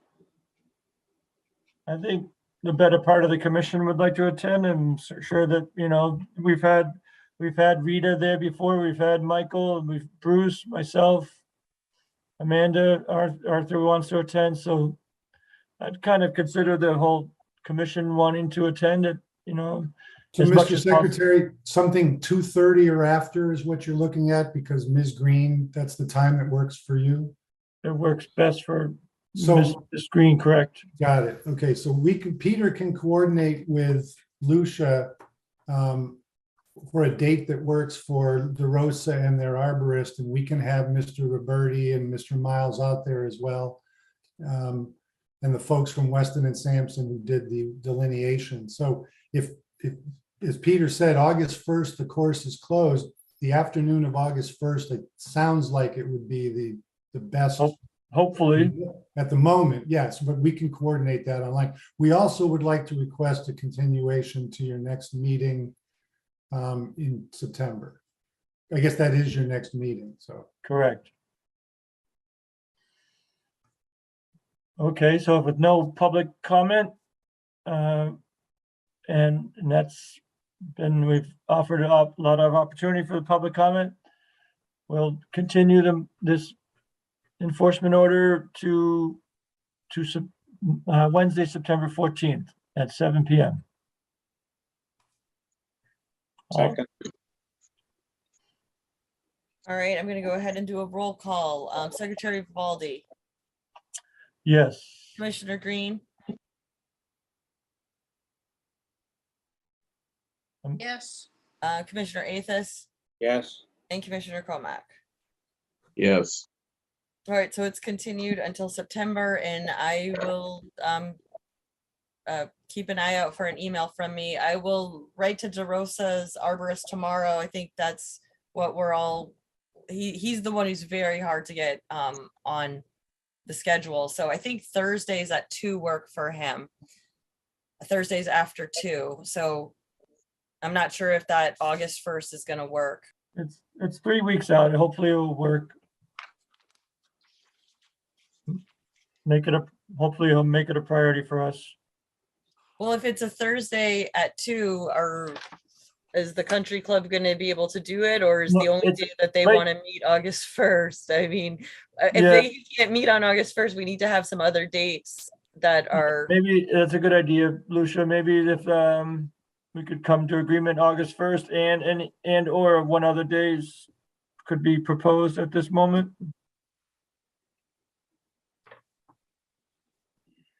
Well, it sounds as though that your arborist, if he or she has a schedule, let's find out what options are available from that person, and then we can try to work around it. I mean, there's a substantial amount of money in that fund for the third-party reviewer for the arborist, so we would appreciate it if that person could make himself or herself available.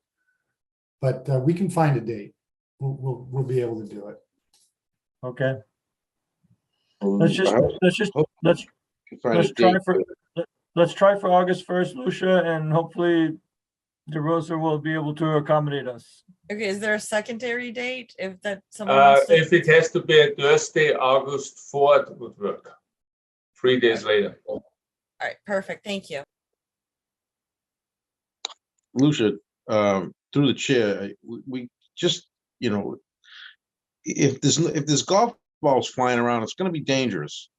So I know that doesn't seem like it would be, but it can be. So let's. August 1st, the course is closed.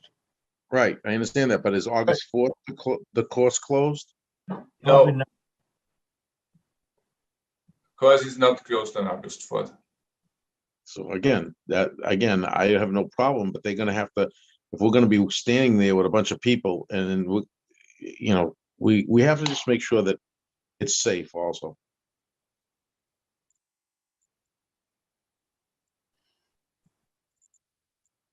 Thank you, Bruce, for that clarification. It helps to make it, hopefully DeRosa will make it more of a priority for August 1st. With that, I think this agenda is moving on to the next item. Thank you very much. Good night.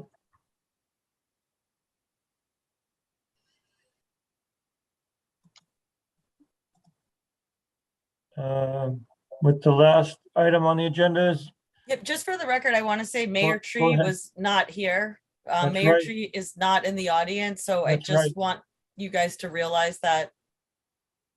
And there's an enforcement order with that company as well. Thank you, Lucia.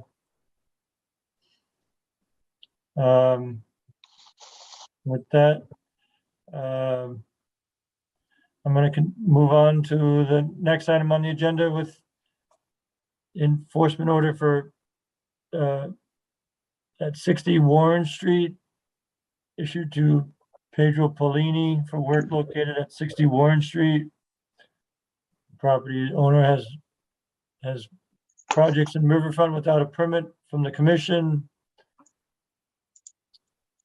Where does this stand, Lucia?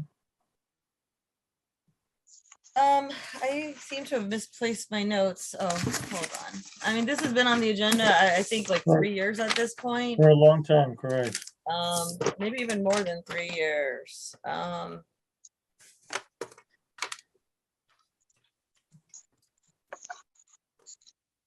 I honestly cannot find my notes right now, and I know Chairman Lazaris wanted to speak about this, so I would suggest you just continue it.